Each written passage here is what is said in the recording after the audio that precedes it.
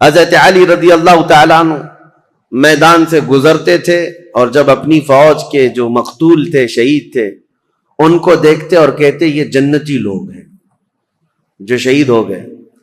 اور پھر ادھر کی جماعت کے جو لوگ قتل ہوئے تھے ان کی لاشوں کے پاس جاتے، حضرت علی کہتے یہ جو جتنے قتل ہوئے یہ جنتی لوگ ہیں. اعوذ باللہ من الشیطان الرجیم، بسم اللہ الرحمن الرحیم. ان الدین عند اللہ الاسلام، صدق اللہ مولانا العظیم. بارگاہ رسالت محاب صلی اللہ تعالی علیہ وسلم میں درود پاک کا ہدیہ پیش کریں. اللہم صلی علی سیدنا محمد معدن الجود والکرم وآلہ واصحابہ الکرام وابنہ الکریم وبارک وسلم صلاة دائمة سرمدا ابدا. عزیزان گرامی وقار، تاریخ اسلام کی سچائیاں آپ کے سامنے بیان ہوتی جا رہی ہیں. خلافت راشدہ کا دور ختم ہوا 40 ہجری میں. چونکہ نبی مکرم مخبر صادق رسول اکرم صلی اللہ تعالی علیہ وسلم کا فرمان علی شان بھی تھا، الخلافت بعدی 30 ثم الملوک، میرے بعد خلافت 30 سال رہے گی پھر بادشاہت آ جائے گی. تو یہ جو خلافت ہے اس کو خلافت راشدہ کہا جاتا ہے. اس کے بعد جو آئے ان کو بظاہر خلیفہ تو کہا جاتا ہے، لیکن اس حدیث پاک کی روشنی میں خلفائے راشدین کے بعد جو آئے ان کو بادشاہ کہا جاتا ہے. کیونکہ خلیفہ جو لفظ ہے یہ بہت ہی بامعنی لفظ ہے، اور خلافت جو جس کو زیب دیتی ہے اس کے اندر بہت سارے گر ہونے چاہیے، بہت سارے ہنر ہونے چاہیے، بہت سارے اخلاق حمیدہ ہونے چاہیے. خلافت راشدہ کا جو دور ہے 30 سال چلا، یہ اسلام کا سنہری دور ہے، بلکہ اس کو خلاصہ اسلام کہا جاتا ہے. یعنی خلفائے راشدین کا جو دور ہے اسلام کی ترویج و اشاعت اور اس کا صحیح چہرہ لوگوں تک پوری دنیا میں پہنچانے میں یہ دور بڑا اہم کردار رکھتا ہے. پھر اسلام پھیلتا رہا، لیکن اس دور کی مثال نہیں مل سکتی. یہ چاروں خلفاء سیدنا ابوبکر صدیق، سیدنا عمر ابن خطاب، سیدنا عثمان ابن عفان اور سیدنا علی بن ابی طالب رضوان اللہ تعالی علیہ مجمعین کے جو دور گزرے ہیں. لیکن اسلام کی یہ ترقیاں غیروں کو کب بھاتی، کب پسند آتی؟ رومیوں کو انہوں نے دھول چٹا دیا ہے، ایرانیوں کی سلطنت ختم ہو گئی ہے، افریقہ میں اسلام پہنچ چکا ہے، آرمینیا، آذربائیجان، رشیا کے قلب میں اسلام جا چکا ہے. تو ظاہر سی بات ہے دشمنان اسلام اس کو ویلکم کرتے ہوئے، استقبال کرتے ہوئے تو نہیں قبول کریں گے. دسیسہ کاریاں شروع ہو گئیں، فتنہ پردازیاں، فتنہ انگیزیاں. جو چھپے ہوئے لوگ تھے بظاہر مسلمان تھے لیکن اندر سے وہ کافر تھے. ان منافقین نے اسلام کو نقصان پہنچانے کے لیے کوئی بھی حصہ چھوڑا نہیں. جیسے کہ میں نے 2 دن قبل بتایا تھا، سب سے پہلے فتنے کا بیج بونے والا جو شخص تھا عبداللہ بن سبا، یہودی تھا، اسلام میں آیا لیکن جماعتیں پیدا کر دی. اب خلافت راشدہ ختم ہوتے ہوتے ہی مسلمانوں میں جماعتیں آ گئی تھیں. یعنی مولا علی کرم اللہ وجہہ الکریم کا جو انتقال ہوا، آپ کی جو شہادت ہوئی، تقریباً 3 خلفاء کی شہادتیں ہوئی. حضرت عمر بھی شہید ہوئے، حضرت عثمان بھی شہید ہوئے، اور حضرت علی کرم اللہ وجہہ الکریم یہ بھی شہید ہوئے. لیکن فرق یہ ہے کہ خلیفہ دوم حضرت عمر کی جو شہادت ہے وہ ایک غیر مسلم مجوسی کے ہاتھوں ہوئی، جو آگ کا پجاری تھا، اس کا اسلام سے لینا دینا نہیں تھا، اور اس نے اپنے ذاتی رنجش میں قتل کیا ہے. لیکن حضرت عثمان کا قتل مسلمانوں کی ایک باغی جماعت نے کیا، اور حضرت علی رضی اللہ تعالیٰ عنہ کا قتل بھی بظاہر مسلمان کہلانے والے تھے لیکن وہ کافر ہو چکے تھے، خارجی. لیکن نام کے وہ مسلمان ہی تھے، عبد الرحمن بن ملجم جس نے قتل کیا۔ تو اب یہاں سے آپ اندازہ کریں کہ مسلمانوں کے ہاتھ سے جب اتنے بڑے دو خلیفہ قتل ہو گئے، شہید ہو گئے، تو پھر فتنہ پیدا ہو ہی چکا تھا، فتنہ عروج پر تھا۔ دو جنگوں کا ذکر کل میں نے کیا تھا، ایک جنگ جمل اور ایک جنگ صفین۔ یہ جنگ جمل جو ہے سیدہ عائشہ صدیقہ رضی اللہ تعالیٰ عنہا تشریف لائی تھی اس جنگ میں، اور پھر وہ صلح ہو گئی، واپس وہ چلی گئی، حضرت علی بھی گئے، لیکن غلط فہمی سے دونوں فوجوں میں لڑائیاں ہوئیں اور دونوں میں صحابہ بھی شہید ہوئے ہیں۔ اس جنگ کے بعد ایک اور جنگ ہوئی تھی جس کو جنگ صفین کہتے ہیں۔ یہ حضرت امیر معاویہ ملک شام سے نکلے تھے، چونکہ میں نے بتایا تھا آپ کو کہ حضرت عثمان غنی کے قتل کا بدلہ لینے کا سب سے زیادہ جو اعلان کر رہے تھے اس میں حضرت امیر معاویہ تھے، کیونکہ خاندان ایک ہی ہے، حضرت عثمان کا خاندان بھی اور حضرت امیر معاویہ کا خاندان بھی ایک ہی ہے۔ تو خون عثمان کا قصاص، بدلہ، اس نعرے سے وہ اٹھے تھے، اور اس کے بعد جنگ جمل کے بعد حضرت امیر معاویہ رضی اللہ تعالیٰ عنہ بھی فوج لے کر کے نکل پڑے تھے۔ حضرت علی کرم اللہ وجہ الکریم نے بہت ساری صلح کی کوششیں فرمائیں، خطوط لکھے، لیکن جواب میں صرف ایک ہی جواب آتا تھا کہ خون عثمان کا بدلہ چاہیے۔ یہاں تک کہ ایک بڑے صحابی ہیں جریر بن عبداللہ بجلی، یہ گئے اور حضرت امیر معاویہ سے انہوں نے کہا، کیا آپ کو یہ نہیں معلوم کہ علی بن ابی طالب رسول اللہ صلی اللہ علیہ وسلم کی قرابت داروں میں سے، خاندان میں سے، اور صحابہ میں وہ افضل ترین ہیں، پھر آپ کس طرح سے ان کے لیے جنگ کا ارادہ کر کے نکلتے ہیں؟ کیا آپ یہ سمجھتے ہیں کہ علی بن ابی طالب نے عثمان کا قتل کیا ہے، عثمان بن عفان کا قتل کیا ہے؟ حضرت امیر معاویہ نے کہا، نہ، میں ان کی فضیلت کا بھی قائل ہوں، وہ رسول اللہ صلی اللہ علیہ وسلم کے رشتہ دار بھی ہیں، یہ ساری چیزیں اپنی جگہ پر، لیکن حضرت امیر معاویہ کی ایک دلیل یہ تھی، کہتے ہیں ہاں یہ بھی میں سمجھتا ہوں کہ اگر علی بن ابی طالب نے عثمان بن عفان کا قتل نہیں بھی کیا ہے تو قاتلوں کو ہمارے حوالے کیوں نہیں کرتے؟ جنہوں نے قتل کیا ان کو ہمارے حوالے کریں۔ تو حضرت علی کرم اللہ وجہ الکریم کے پاس انہوں نے خط لا کر کے یہ دیا کہ امیر معاویہ تو یوں کہہ رہے ہیں۔ حضرت علی نے کہا، مجھ سے وہ لوگ ایسی چیز کا مطالبہ کر رہے ہیں جو میرے ہاتھ میں ہے ہی نہیں۔ حضرت عثمان غنی کے قاتل کون ہیں یہ پتہ ہی نہیں ہے، تو کیسے ان کے حوالے کیا جائے؟ اگر میرے قابو میں ہوتے، میرے قبضے میں ہوتے، تو حضرت علی کہتے ہیں سب سے پہلے خون عثمان کا بدلہ لینے والا علی بن ابی طالب ہوتا، لیکن معاملات نہیں سلجھے، یہ حالات بڑھتے چلے گئے۔ پھر حضرت امیر معاویہ جو لشکر لے کر کے نکل پڑے، اور ان دونوں جماعتوں کی ایک جگہ پر جا کر آمنا سامنا ہو گیا ان جماعتوں کا، مقام نہروان کے قریب۔ حضرت امیر معاویہ کے ساتھ جو فوج تھی وہ بھی بہت ہزاروں کی تعداد میں، اور حضرت علی رضی اللہ تعالیٰ عنہ کے ساتھ جو فوج تھی وہ بھی ہزاروں کی تعداد میں۔ لیکن حیرت کی بات یہ ہے کہ کچھ جو دور اندیش تھے صحابہ تھے وہ لڑائی ہونے نہیں دے رہے تھے۔ دونوں فوجیں میدان میں پڑاؤ تو کر لیں، یہ جمادی الاول کا شروع کا مہینہ تھا، اور جمادی الاخر آ گیا، یعنی 2 مہینے تک فوجیں وہیں پر رہیں لیکن لڑائیاں نہیں آمنے سامنے۔ اور حتیٰ کہ حالات ایسے ہو گئے کہ ادھر کی فوج ادھر کے لوگوں میں آ جاتی تھی پانی لینے کے لیے، ادھر کے لوگ ادھر جاتے تھے پانی لینے کے لیے، تو دوستی بھی ہو گئی 2 مہینے میں۔ اور اس کے بعد رجب کا مہینہ شروع ہوا تو حرمت والا مہینہ، اس میں جنگ حرام ہے، تو جنگ بندی ہو گئی۔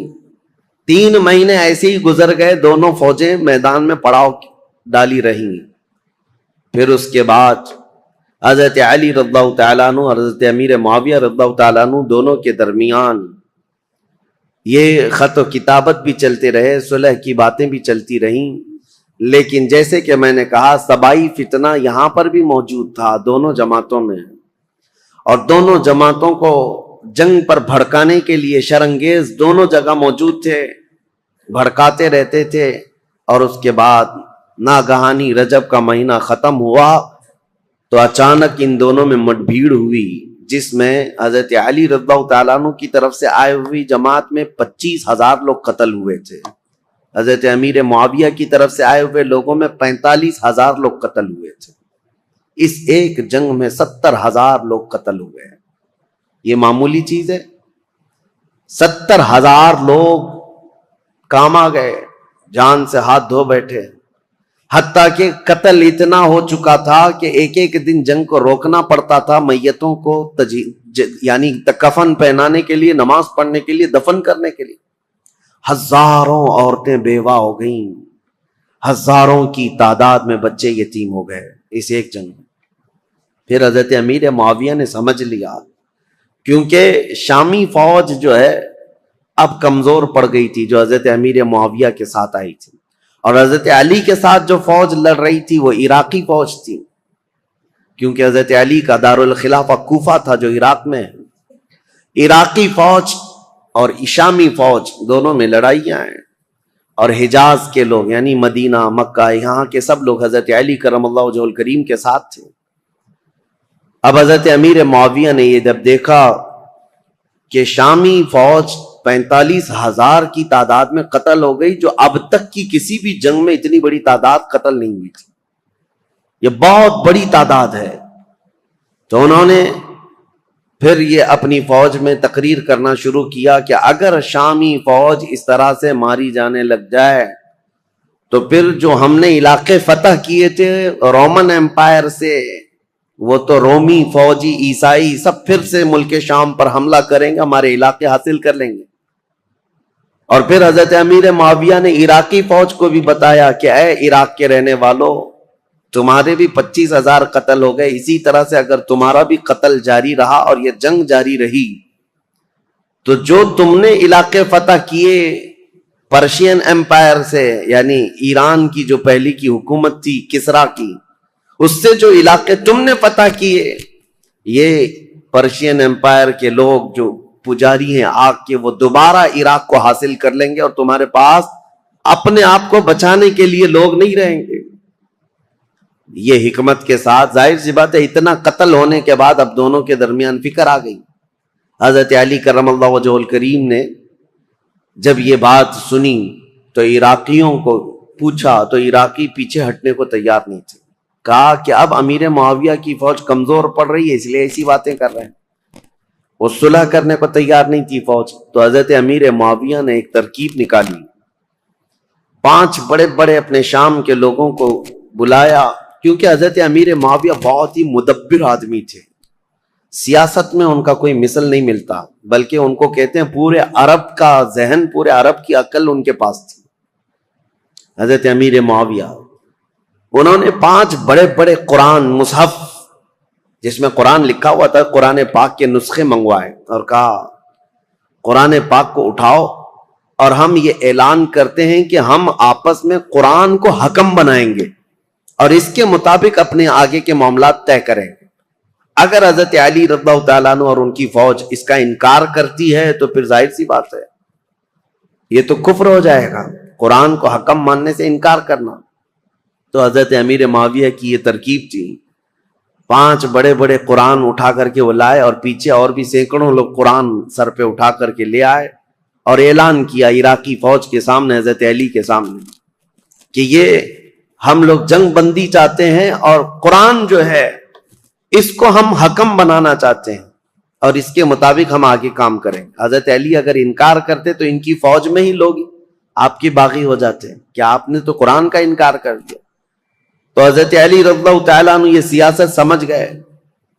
आपने फरमाया हमने जो जंग की है वो इसीलिए कि तुम कुरान के पाबंद बन जाओ, इसीलिए तो हम तलवार उठाए। और आज अगर आपको ये बात लग रही है कि कुरान को हकम बनाया जाए तो इसके सबसे पहले पैरोकार हम होंगे। फिर दोनों की जानिब से ये बात तय पाई कि एक एक सहाबी को हकम बनाया जाए और कुरान और हदीस रसूल के मुताबिक वो फैसला करे।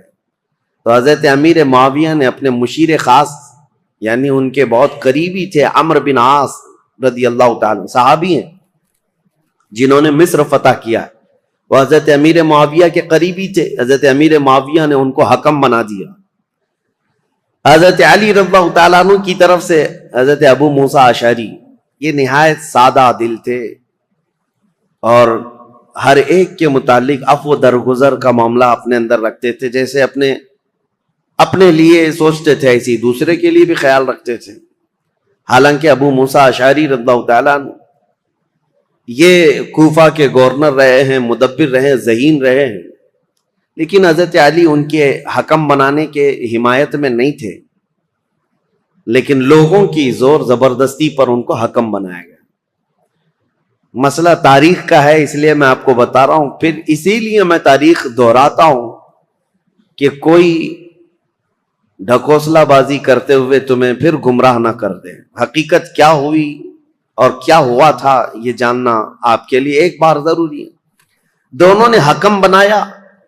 حضرت عمرو بن عاص یہ ہمیشہ اپنے تدبر اور تفکر کو کام میں لاتے اور جب بھی حضرت ابو موسیٰ اشعری آتے تو ان کا نہایت شاندار استقبال اور تعظیم و تکریم کرتے اور کہتے ابو موسیٰ اشعری آپ مجھ سے رتبے میں بڑے ہیں، آپ رسول اللہ کے صحابی ہیں، آپ سے پہلے میں ہو ہی نہیں سکتا. تو حضرت ابو موسیٰ اشعری پر یہ دباؤ ہمیشہ رہتا تھا اور دونوں کو اب صلح نامے پر دستخط کروانی تھی یا جو بھی دونوں لوگ فیصلہ لیتے اس پر عمل کرنا تھا. دونوں جماعتوں کو دونوں نے وعدہ کر لیا تھا، دستخطیں ہو گئی تھی. اب یہ دونوں صحابہ کو ٹائم دیا گیا رمضان شروع ہونے سے پہلے تک آپ اپنا حکم نامہ یا جو آپ کا فیصلہ ہے وہ سنا دیں. ایک جگہ بھی منتخب کر لی گئی، اس جگہ پر جا کر کے اپنا فیصلہ سنائیں گے. اب دونوں آپس میں بیٹھ کر کے جو باتیں کرتے ہیں حضرت ابو موسیٰ اشعری اور حضرت عمرو بن عاص دونوں میں بہت لمبی گفتگو ہوئی ہے. اب وہ ضروریات میں سے نہیں ہے جس کو بیان کرنا، کیونکہ حضرت ابو موسیٰ اشعری یہ پوچھتے تھے عمرو بن عاص سے آپ کس اعتبار سے امیر معاویہ کو خلافت کا حقدار سمجھتے ہیں جبکہ ابھی حضرت علی بن ابی طالب ہمارے درمیان موجود ہیں اور رسول اللہ کے داماد ہیں، ان کی فضیلتیں آپ سے چھپی ہوئی نہیں ہے. حضرت عمرو بن عاص نے بھی اسی طرح کی گفتگو کی. بہرحال اس پوری گفتگو کا جو خلاصہ نکلا وہ میں بتاتا ہوں. حضرت عمرو بن عاص کہتے تھے ہمیشہ کہ آپ پہلے بتائیں آپ چاہتے کیا ہیں. حضرت ابو موسیٰ اشعری نے کہا اب میں یہ چاہتا ہوں کہ مسلمانوں کو اس فتنہ انگیزی سے اور یہ روز روز کی جنگ سے نکالنے کے لیے یہ اعلان کر دوں کہ اب حضرت علی بھی خلیفہ نہیں ہے، امیر معاویہ بھی خلیفہ نہیں ہے. یہ معاملہ اب جیسے صدیق اکبر کے زمانے میں مسلمانوں کے حوالے تھا، وہ جس کو چاہیں خلیفہ منتخب کریں. رسول اللہ صلی اللہ تعالی علیہ وسلم کی وفات کے بعد جو حالات ہوئے تھے، میں یہ چاہتا ہوں کہ مسلمانوں کے حوالے یہ کر دیا جائے اور پھر سے وہ منتخب کریں. حضرت عمرو بن عاص نے کہا بالکل آپ صحیح سوچتے ہیں. حضرت عمرو بن عاص بھی اسی خیال کے حامی رہے، لیکن بہرحال دونوں حکم تھے، دونوں صحابی تھے. بات یہاں تک آئی جس دن یہ اعلان ہونا تھا حضرت ابو موسیٰ اشعری اور حضرت عمرو بن عاص کی طرف سے. یہ تاریخ ہے میرے عزیزوں. حجاز کے، مکہ مکرمہ، مدینہ طیبہ کے اکثر بڑے بڑے صحابہ بھی یہ فیصلہ سننے کے لیے آئے تھے کہ آج ہوگا کیا، کہ مسلمانوں کے درمیان جاری جنگ کو ختم کرنے جا رہے ہیں دو حکم صحابہ. تو دونوں کو الگ الگ اختیارات تھے. آپ جو کہیں گے اس پر عمل ہوگا لیکن قرآن اور حدیث کے مطابق. تو حضرت عمرو بن عاص نے یہ کہا کہ پہلے میں نہیں سناؤں گا، اپنا فیصلہ پہلے ابو موسیٰ اشعری سنائے. حضرت ابو موسیٰ اشعری کو کھڑا کیا گیا تو انہوں نے اپنا فیصلہ سنا دیا کہ میں نے یہ ارادہ کیا ہے کہ مسلمانوں کو جنگوں میں مبتلا کرنے سے بہتر ہے کہ یہ خلافت سے دونوں معزول ہو جائیں، دستبردار ہو جائیں. جبکہ امیر معاویہ رضی اللہ تعالیٰ عنہ کی اس وقت بھی کچھ لوگ خلافت کا اعلان کرتے تھے اور یہ خلافت کا معاملہ تھا. تو آپ نے کہا دونوں دستبردار ہو جائیں، مسلمانوں کے حق میں یہ فیصلہ ہو جائے. حضرت عمرو بن عاص نے یہ نہیں کہا، وہ کھڑے ہوئے کہا دو حکم تھے، ان میں سے ایک حکم نے اپنا فیصلہ سنایا ابو موسیٰ اشعری. انہوں نے اپنے فریق حضرت علی کو معزول کر دیا، لیکن میں اپنے فریق امیر معاویہ کو معزول نہیں کرتا. تو یہ ہمارا فیصلہ ہے۔ اس بات پر بہت بڑا ہنگامہ ہوا۔ پھر بات یہاں کو پہنچی کہ ان دونوں حکموں کی بات تسلیم کی جانی تھی، لیکن شامی الگ باغی ہو گئے، عراقی الگ باغی ہو گئے۔ بہرحال یہ معاملہ اس وقت جا کر ٹھنڈا ہوا جب خود حضرت علی اور حضرت امیر معاویہ آمنے سامنے آ گئے، اور ان دونوں نے آپس میں بیٹھ کر کے پھر صلح نامہ لکھا۔ حضرت علی کرم اللہ وجہ الکریم اپنی باقی ماندہ فوج کو لے کر عراق تشریف لائے، کوفہ، اور حضرت امیر معاویہ کو ملک شام بھیج دیا گیا۔ یہ معاملات جو ہوئے 37 ہجری میں، یعنی حضرت علی رضی اللہ تعالیٰ عنہ کی خلافت قائم ہو چکی تھی 35 ہجری میں، 37 ہجری میں یہ سب حالات ہوئے۔ پھر حضرت علی کرم اللہ وجہ الکریم کوفہ تشریف لے گئے، 40 ہجری میں حضرت علی کا انتقال ہو گیا۔ کل یہاں تک کے حالات میں آپ کے سامنے بیان کر چکا تھا، چونکہ یہ جنگ صفین کے بارے میں کل مختصراً عرض کیا تھا، آج میں نے اس کو ڈیٹیل میں آپ کے سامنے رکھ دیا۔ دونوں جنگیں، اس میں مسلمانوں کا بڑا خسارہ ہوا ہے، جنگ جمل ہو کہ جنگ صفین ہو، دونوں جنگوں میں مسلمان شہید ہوئے۔ لیکن جانتے ہو ان جنگوں کے بارے میں تمہارا موقف کیا ہے، ہمارا موقف کیا ہے، شیعہ لوگوں کا موقف کیا ہے، یہ اپنی جگہ پر خود مولا علی کرم اللہ وجہ الکریم کا موقف کیا ہے، یہ ہم دیکھتے ہیں۔ جنگ صفین میں جو قتل ہو کر کے گرے ہوئی تھی لاشیں، جنگ کے بعد حضرت علی رضی اللہ تعالیٰ عنہ میدان سے گزرتے، یہ بھی حدیث موجود ہے، روایت موجود ہے، ابن عساکر کی روایت۔ حضرت علی رضی اللہ تعالیٰ عنہ میدان سے گزرتے تھے، اور جب اپنی فوج کے جو مقتول تھے، شہید تھے، ان کو دیکھتے اور کہتے یہ جنتی لوگ ہیں جو شہید ہو گئے۔ اور پھر ادھر کی جماعت کے جو لوگ قتل ہوئے تھے ان کی لاشوں کے پاس جاتے، حضرت علی کہتے یہ جو جتنے قتل ہوئے جنتی لوگ ہیں۔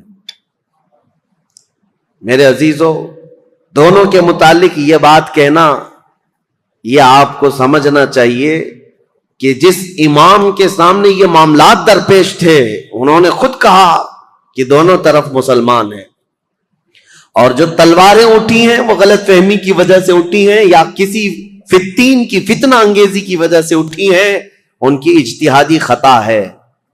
لیکن بعد کے آنے والے اکابر علماء اور اکابر ائمہ اکرام جتنے بھی ہیں، سبوں نے یہی کہا ہے جنگ میں دونوں طرف صحابہ تھے، لیکن حق پر علی بن ابی طالب تھے، سیدنا مولا علی کرم اللہ وجہ الکریم تھے۔ خیر، 40 ہجری میں جب آپ کا انتقال ہوا تو اب خلافت کا مسئلہ پھر سے آ گیا۔ میں نے آپ کو شروع سے بتایا ہے، تاریخ اسلام میں خلافت کا انتخاب، خلیفہ کا انتخاب، یہ بہت اہم مسئلہ ہوتا ہے۔ اس وقت بڑی جنگ ہو سکتی ہے، اس جنگ کو ختم کرنا، ارے میاں یہاں چھوٹے الیکشن میں جنگیں ہو جاتی ہیں، وہ خلیفہ اسلام کا انتخاب اور بہت اہم ذمہ داری ہوتی ہے۔ تو حضرت علی رضی اللہ تعالیٰ عنہ کے انتقال کے بعد جتنے کوفہ کے لوگ تھے، مولا علی کرم اللہ وجہ الکریم کے جتنے حمایتی لوگ تھے، اور مدینہ مکہ مکرمہ میں جتنے لوگ مولا علی کرم اللہ وجہ الکریم کے لوگ، ان کی جماعت کے، ان کے حامیان میں سے تھے، سبوں نے یہ اعلان کیا کہ حضرت علی کے بڑے بیٹے حسن، امام حسن مجتبیٰ کو خلافت پر فائز کیا جائے۔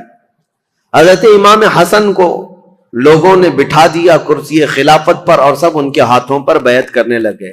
حضرت امام حسن مجتبیٰ رضی اللہ تعالیٰ عنہ نے بیعت بھی لی۔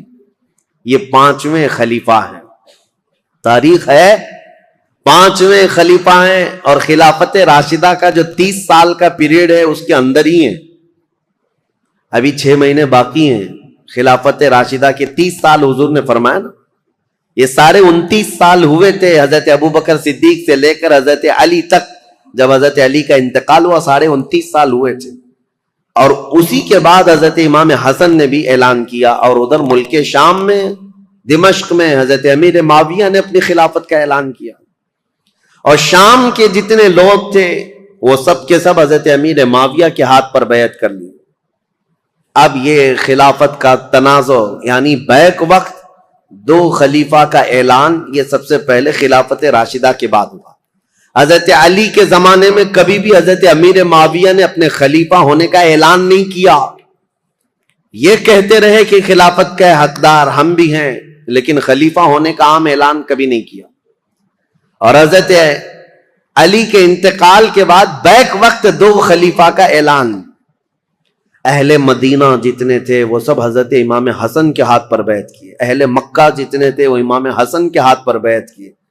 اہل عراق جتنے تھے وہ امام حسن کے ہاتھ پر بیعت کیے. اب سیدنا امام حسن کی خلافت کا دور ہے تو ظاہر سی بات ہے میرے عزیزوں، کچھ باتیں امام حسن مجتبیٰ کی سننا بھی ضروری ہے. رسول اللہ صلی اللہ تعالی علیہ وسلم کے یہ وہ عظیم نواسے ہیں جن کو خود رسول اللہ میں اپنا بیٹا کہتے تھے، اور مدینے میں موجود صحابہ کہتے ہیں رسول کریم صلی اللہ تعالی علیہ وسلم سے سب سے زیادہ ملتی جلتی شکل اگر کسی کی تھی تو امام حسن مجتبیٰ کی تھی. ان کے چہرے پاک کو دیکھتے لوگ تو حضرت امام حسن مجتبیٰ رضی اللہ تعالیٰ عنہ کو، حضور کو یاد کرتے تھے. اور امام حسن کی فضیلت کیا تھی؟ یہ نبی پاک صلی اللہ تعالی علیہ وسلم کے وہ محبوبوں میں سے ہیں، دونوں شہزادے حسن و حسین رضی اللہ تعالیٰ عنہما. حضرت ابو ہریرہ رضی اللہ تعالیٰ عنہ ان حدیثوں کے راوی ہیں جنہوں نے مدینہ طیبہ میں خود اپنی آنکھوں سے دیکھا ہے حضور اکرم صلی اللہ تعالیٰ علیہ وسلم کس قدر ان دونوں شہزادوں سے پیار کرتے. یہاں تک کہ ایک مرتبہ امام حسن کو اور امام حسین کو، یا صرف امام حسن کو، کندھے پر سوار کر کے حضور مدینے میں چل رہے تھے. کسی صحابی نے دیکھ کر کے حضرت امام حسن کی طرف دیکھ کر کہا شہزادے کتنی اچھی سواری پایا ہے. کونین کا آقا و مولا سید الانبیاء جس کے دوش پر تو سواری کر رہا ہے. نبی پاک صلی اللہ تعالی علیہ وسلم نے اس صحابی سے فرمایا تم نے صرف سواری دیکھا، یہ بھی تو دیکھو سوار بھی کتنا اچھا ہے، سوار بھی کتنا اچھا ہے. نبی کریم صلی اللہ تعالی علیہ وسلم ان شہزادگان سے بے حد محبت کرتے تھے. یہاں تک ارشاد ہے حدیث میں ہما ریحانتی فی الجنہ ہما ریحانتی فی الدنیا. حضور صلی اللہ تعالی علیہ وسلم نے فرمایا کہ یہ دونوں شہزادے میرے لیے دنیا میں جنت کے 2 پھولوں کی طرح. اسی لیے حضور ان کی گردنوں کو سونگھتے تھے اور ان کے چہروں کو جب بوسہ لیتے تھے تو آپ ان کو سونگھا کرتے. صحابہ یہی کہتے کہ آپ ان بچوں کو سونگھتے ہیں. چومنے کا، بوسہ دینے کا رواج تو ہے، سونگھنے کا کیا ہے؟ نبی کریم صلی اللہ تعالی علیہ وسلم یہ فرماتے یہ جنت کے 2 حسین پھول ہیں، اور ان کے نام عرب میں بالکل نیو نام تھے، بالکل جدید. اس سے پہلے حسن نام بھی عربوں میں نہیں پایا جاتا تھا، حسین نام بھی نہیں پایا جاتا تھا. صحابہ کہتے ہیں اللہ تعالیٰ نے یہ دونوں نام بچائے رکھے، محفوظ رکھے، اور رسول اللہ کے نواسوں کے سب سے پہلے نام رکھے گئے حسن اور حسین. سیدنا امام حسن اور حسین ان کی فضیلتیں کیا بیان کی جائیں. اب چونکہ امام حسن کی خلافت کا دور ہے تو ان کے بچپن کے حالات، نبی کریم صلی اللہ تعالی علیہ وسلم کی آغوش تربیت میں انہوں نے پروان چڑھی پایا ہے. تو اس سے بہتر اور کیا چیز بیان کی جائے جن کو نبی کریم صلی اللہ تعالی علیہ وسلم نے اپنے ہاتھوں سے کھلایا ہو، اپنے ہاتھوں سے سلایا ہو، اپنے ہاتھوں سے پہنایا ہو، اور جب حضور نماز میں چلے جائیں تو یہ بچے حضور پر سوار ہو جائیں. اس قدر حسین اور خوش نما ماحول میں انہوں نے تربیت پائی ہے مدینہ طیبہ میں. نبی کریم صلی اللہ تعالی علیہ وسلم کی آغوش محبت میں پروان چڑھنے والے یہ جوانوں کی فضیلتیں بیان سے باہر ہیں. حضور نے فرمایا میرے یہ دونوں بچے جنتی جوانوں کے سردار ہیں. اور حضور اکرم صلی اللہ تعالی علیہ وسلم نے خاص امام حسن کے لیے جو ایک بات فرمائی، چونکہ خلافت امام حسن کی بات چل رہی ہے. ایک بار رسول پاک صلی اللہ علیہ وسلم خطبہ دے رہے تھے ممبر پر کھڑے تھے تو امام حسن ایک پاؤں کو پکڑے ہوئے تھے حضور صلی اللہ علیہ وسلم کی، حضور کے قدم مبارک کو پکڑے ہوئے تھے. جب حضور ممبر پر خطبہ دے رہے، نبی کریم صلی اللہ تعالی علیہ وسلم نے خطبہ دیتے دیتے لوگوں کو یہ ارشاد فرمائے لوگوں اس بچے کو پہچانو، ایک دور آئے گا میرا یہ بچہ سردار ہوگا اور میری امت کی 2 بڑی جماعتوں میں صلح کر آئے گا. حضور صلی اللہ تعالی علیہ وسلم کا فرمان. کب؟ جب امام حسن کی عمر بہت چھوٹی سی تھی بچپن میں رسول پاک صلی اللہ تعالیٰ علیہ وسلم کا قدم پاک پکڑ کر بیٹھے ہوں خطبے کے دوران، اس وقت رسول اللہ نے یہ بشارت دی تھی کہ میرا یہ بیٹا سردار ہوگا اور 2 بڑی جماعتوں میں صلح کرائے گا۔ بہرحال فضیلتیں بیان سے باہر ہیں، آپ نہایت ہی متقی پرہیزگار، یہاں تک کہ صحابہ اور تابعین نے کہا ہے، امام حسن بصری اور دیگر تابعین سے یہ روایت ہے کہ امام حسن بصری سے زندگی بھر میں کسی نے سخت جملہ نہیں سنا۔ ایک ہی مرتبہ ان کا عمیر بن عثمان ان سے کچھ زمین کے معاملات کو لے کر کے مسئلہ ہوا، انہوں نے بہت انہیں سمجھایا۔ امام حسن کبھی بھی سخت جملہ نہیں کہتے تھے اور نہ ہی زندگی میں کبھی کسی نے ان سے گالیاں سنی، کبھی نہیں ہوا۔ حضرت امام حسن بہت بردبار کس کو کہتے ہیں؟ سب سے زیادہ برداشت کی طاقت رکھنے والا، امام حسن کے اندر یہ جذبہ تھا، کبھی کسی کے خلاف سخت جملہ استعمال نہیں کیا۔ عمیر بن عثمان سے جب یہ معاملہ ہوا تو لوگوں نے آ کر کے کہا کہ آپ کی ساری دلیلیں، ساری باتیں انہوں نے رد کر دی، وہ ماننے کو تیار نہیں۔ امام حسن نے کہا اس سے زیادہ میں کیا کر سکتا ہوں، اس کی ناک خاک آلود ہو جائے۔ بس یہ ایک جملہ فرمایا گیا، پوری زندگی میں ہم نے امام حسن سے سنا، اس کے علاوہ سخت جملہ کسی کے بارے میں کہتے ہوئے کبھی نہیں سنا۔ حتیٰ کہ آپ کو میں بتاؤں، مروان، یہ جس نے حضرت عثمان غنی کی مہر چرائی تھی، یہ مروان جو بھاگ کر گیا تھا حضرت عثمان کے قتل کے وقت، مدینے میں نہیں تھا، یہ حضرت علی رضی اللہ تعالیٰ عنہ کی وفات کے بعد جب امیر معاویہ نے ملک شام میں خلافت کا اعلان کیا تو مروان کو مدینے کا گورنر بنا کر بھیج دیا۔ یہ مروان سخت قسم کا آدمی تھا، اس کی پیدائش میں فرمایا تھا رسول کریم صلی اللہ تعالیٰ علیہ وسلم نے، گرگٹ کا بچہ گرگٹ پیدا ہو گیا۔ یہ مروان بن حکم، یہ وہ شخص ہے، مدینے کا حاکم بنا تھا، یہ خطبہ دیتا تھا اور خطبے میں سخت جملے حضرت امام حسن کے بارے میں کہتا تھا، اور امام حسن بیٹھے ہوئے سنتے تھے، خطبے میں ان کے باپ کو گالیاں دیتا تھا اور حضرت امام حسن کو بولتا تھا۔ یہاں تک کہ ایک مرتبہ امام حسن ایک مجلس میں بیٹھے، اور بھی لوگ تھے، مروان بیٹھا ہوا ہے، اس نے تانا مارتے ہوئے یہ کہا کہ ایسا شخص ہے، میں اس کے باپ کے بارے میں کہتا ہوں تو یہ کہتا ہے میری ماں گھوڑی تھی، نعوذ باللہ من ذالک۔ سیدہ کائنات کی طرف بھی اس نے بد زبانی کی تھی۔ میں یہ بات صرف اس لیے کہہ رہا ہوں، اتنا سخت جملہ سامنے کہنے کے بعد امام حسن مجتبی رضی اللہ تعالیٰ عنہ اف تک نہ کہتے تھے، کھڑے ہو گئے۔ لوگوں نے کہا نواز رسول، جگر گوش بطول حسن مجتبی کے متعلق ایسا کہتا ہے۔ حضرت امام حسن یہ کہتے کہ اے لوگوں، تم سب کے سامنے اللہ نے مجھے سورج کی طرح ظاہر رکھا ہے، میرے اندر کوئی ایسی چیز نہیں، اور جو کچھ مروان کہتا ہے اگر میں بدلے میں کچھ کہہ دوں تو اس کی بات کا بدلہ کم ہو جائے گا، اس کے لیے سب سے بہترین انتقام اللہ کی ذات ہے۔ یہ امام حسن کہتے تھے، اس کے جملے اتنے بڑے ہیں کہ اگر میں بدلہ لے لوں تو یہ کم ہو جائے گا، اس کے لیے انتقام کم ہو جائے، اس لیے میں اللہ رب العزت کے سپرد کرتا ہوں۔ بردباری، برداشت کی طاقت امام حسن کے اندر اتنی زیادہ تھی۔ ان کو گالیاں دی گئی ہیں، ان کے خلاف برا بھلا ان کے مدینے میں کہا جاتا رہا۔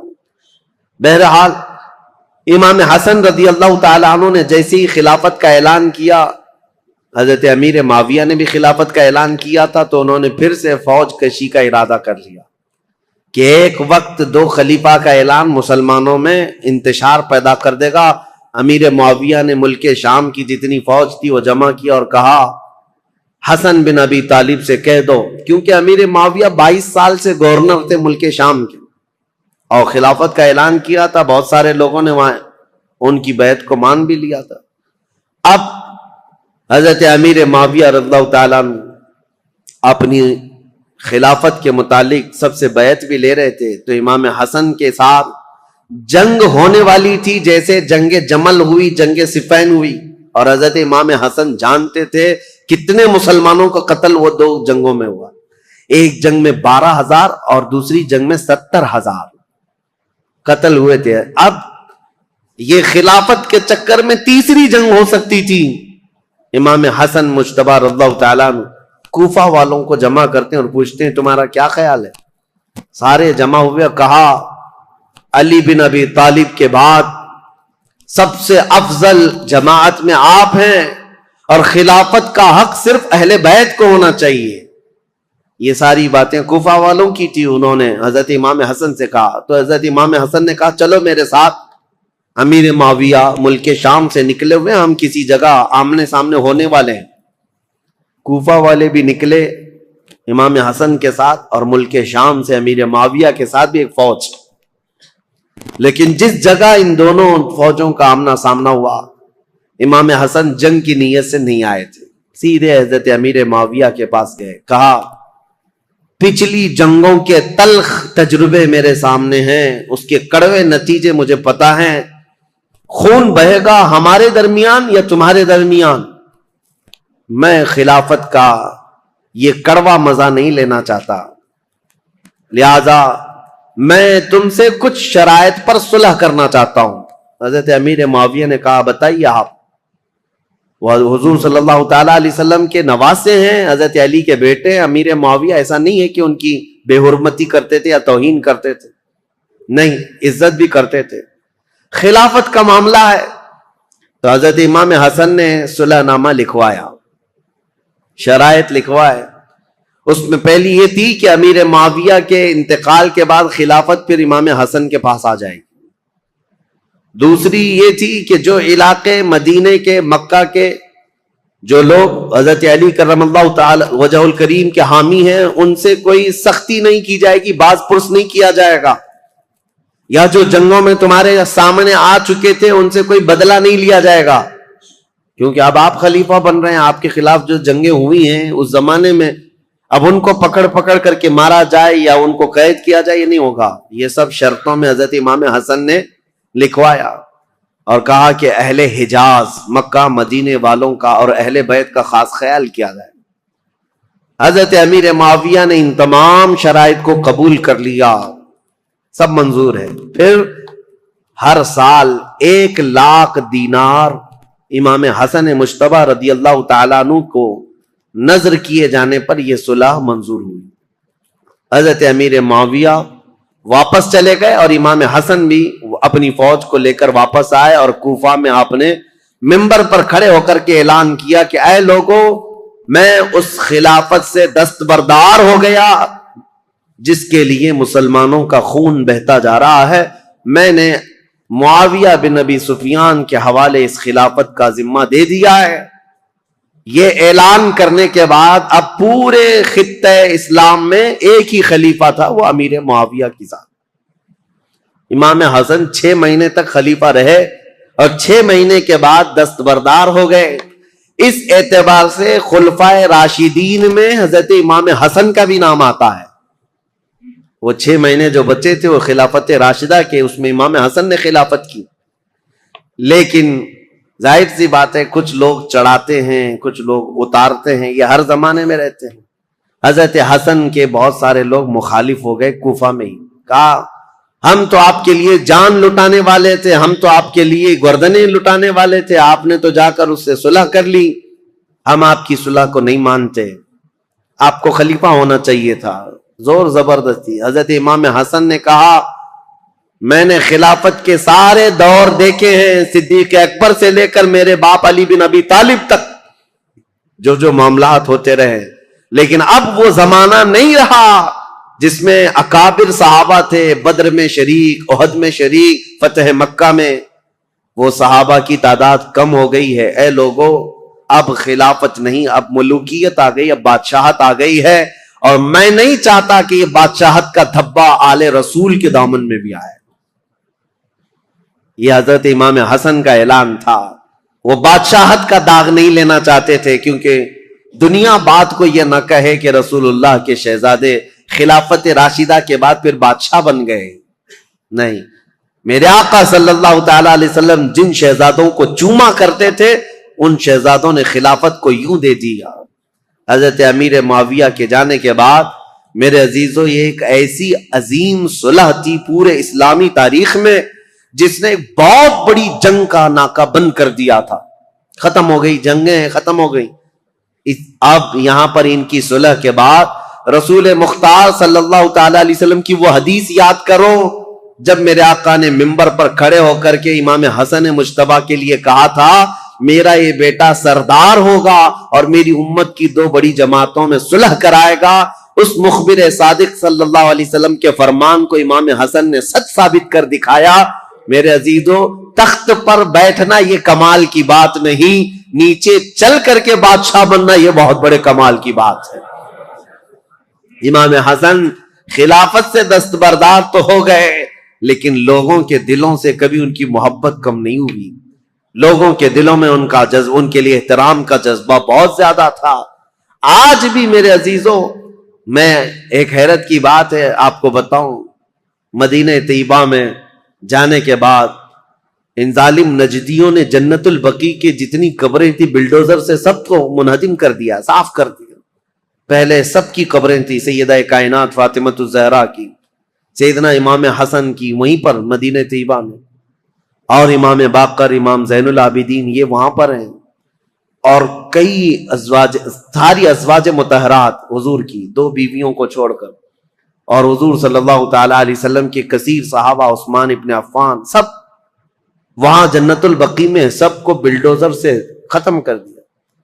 لیکن آج بھی جاؤ مدینہ طیبہ، صبح شام حاضریاں تو ہوتی ہیں، دروازہ کھلتا ہے، ایک نہیں ہزاروں کی تعداد میں سارے مومنین جاتے ہیں، جنت البقیع جاتے ہیں، ڈھونڈتے رہتے ہیں آج بھی. اور قبریں نہ بھی ملے تو انہیں ان صحابہ کو اور ان اکابر کو یاد کر کے روتے ہیں اور دعائیں کرتے ہیں اور واپس آتے ہیں. میں پوچھنا چاہتا ہوں قبروں کو منہدم کر دینے کے بعد پورے کروڑوں مسلمانوں میں سے کسی کے بھی دل میں سیدہ فاطمہ الزہرا کی عظمت کم ہوئی؟ کیا امام حسن مجتبیٰ کی قبر کو ڈھا دینے کے بعد ان کی عظمت کسی کے سینے میں کم ہوئی؟ ان ظالموں کو یہ خبر نہیں، ان کے مقامات و مراتب صرف قبروں سے نہیں ہے. اللہ جسے مقام دیتا ہے وہ صبح قیامت تک عطا کرتا ہے. یہ ہمارے دلوں میں ان کی عظمت ہے. سیدنا امام حسن مجتبیٰ رضی اللہ تعالیٰ عنہ نے خلافت امیر معاویہ کے حوالے کر دیا. چونکہ ہمارا موضوع جو چل رہا ہے وہ تاریخ اسلام ہے تو تاریخ کو لے کر کے چلنا ہے مجھے کربلا تک. کربلا کے واقعات کیسے پیش آئے اب آپ کا ذہن بن گیا ہوگا. جب حضرت عثمان کے زمانے سے اتنے معاملات چل رہے تھے تو پھر کربلا آنے تک کے معاملات کیا کیا ہوئے ہوں گے. اب آپ کا ذہن خود ہی فیصلہ کرے گا کیا کیا ہوئے ہوں گے. ٹھیک ہے، حضرت امیر معاویہ آ گئے، والی شام ہی نہیں بلکہ پوری خلافت اسلامیہ کے آپ امیر بن گئے. اب ظاہر سی بات ہے امیر معاویہ 40 ہجری میں خلیفہ بنے تو ان کا زمانہ خلافت جو ہے 60 سال تک رہا ہے، یعنی تقریباً 60 ہجری تک رہا ہے. 20 سال آپ نے خلافت کی ہے. تو اب ان کی بھی کچھ سیرت آپ کے سامنے رکھنا ضروری ہے. کون ہے امیر معاویہ؟ کون ہے یہ جو اب 20 سال خلافت کیا؟ خلفائے راشدین کے بعد سب سے لمبا دور ان کو ملا ہے اور 22 سال پہلے گورنر رہے. کل 42 سال انہوں نے ملک شام کی رسی پکڑی ہے، باغ ڈور سنبھالا ہے. تو 42 سال تک مسلمانوں پر حکمرانی کرنے والے یہ امیر معاویہ کون ہیں؟ ان کی تاریخ بھی ضروری ہے. لیکن ان کی تاریخ سے پہلے میں امام حسن مجتبیٰ رضی اللہ تعالیٰ عنہ کی خلافت کا دور تو ختم ہوا لیکن آپ کی زندگی پاک موجود تھی. 3 سال تک اور بھی آپ رہے خلافت ختم ہونے کے بعد بھی. اور اس کے بعد حضرت امام حسن کوفہ میں نہیں مدینہ طیبہ میں رہنے لگ گئے. مدینہ طیبہ میں ایک آپ کی عادتیں ہیں، آپ کی خصلتیں بہت ساری اہم ہیں. اس میں تو ایک چیز یہ آپ کثرت سے آپ نے شادیاں کی ہیں اور طلاق بھی دیے ہیں. اس کی ایک وجہ یہ بتائی جاتی تھی کہ لوگ حضرت علی جو ہے اعلان کرتے بھی تھے منبر پر کہ اے لوگوں، کوفہ کے لوگوں، میرے بیٹے حسن کو اپنی بیٹیاں مت دینا، یہ طلاق دے دیتا ہے. اس کے باوجود لوگ قبیلہ در قبیلہ آ کر کہتے ہم تو اپنی بیٹیاں دیں گے. وجہ یہ ہے کہ لوگ اپنی بیٹیوں کا رشتہ رسول اللہ کے خاندان سے جوڑنا چاہتے تھے کہ نسبت حاصل ہو جائے، اور حضرت امام حسن مجتبی رضی اللہ تعالیٰ عنہ نے صرف نسبت دینے کے لیے شادیاں فرمائیں۔